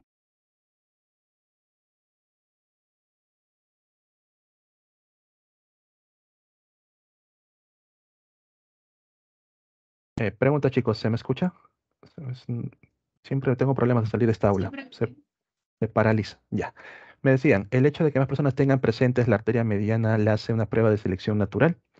En este caso, como te digo, el ser humano, la evolución que ha tenido antes de forma natural, ahora se ha visto interrumpida por los temas tecnológicos. La tecnología de cierta manera ha influenciado a que ciertos genes que ya no deberían aparecer porque de forma natural no sobrevivirían al ambiente, ya subsistan. De ahí que tengamos casos de diabetes hereditaria, tengamos casos de también ceguera hereditaria. Las personas que no ven bien básicamente pueden reemplazar los cristalinos, pueden utilizar lentes o pueden utilizar fármacos en el caso de la diabetes, entre otras. Bien, haciendo que la evolución humana haya tenido ciertas modificaciones y ya hay ciertos casos excepcionales. En el caso de la arteria, la cual resalta a nivel de lo que viene a ser la muñeca, ¿bien? Digamos que por ahí todavía se mantiene. No es ni pro ni contra, por lo tanto, algunas personas lo tienen, otras no. Sigue pasando. Después del Erectus iba el Rhodesiensis. De por sí lo que les he mostrado ahorita vienen a ser lo que están en consenso, o sea, lo que todos los científicos están de acuerdo. De hecho, que van a aparecer más, no es ningún problema. Siguen apareciendo nuevos individuos y hay que tratar de ubicarlos. Pero por ahora, a niveles de pre, vamos a tratar con estos, ¿bien? Directamente el Australopithecus y todo lo que viene a ser la parte Homo. Ya si por algún día logra cambiar para otro tipo de examen, se les va a dar la actualización. Bien, listo chicos, ahora sí, cuídense bastante, disfruten el almuerzo. Chao, chao.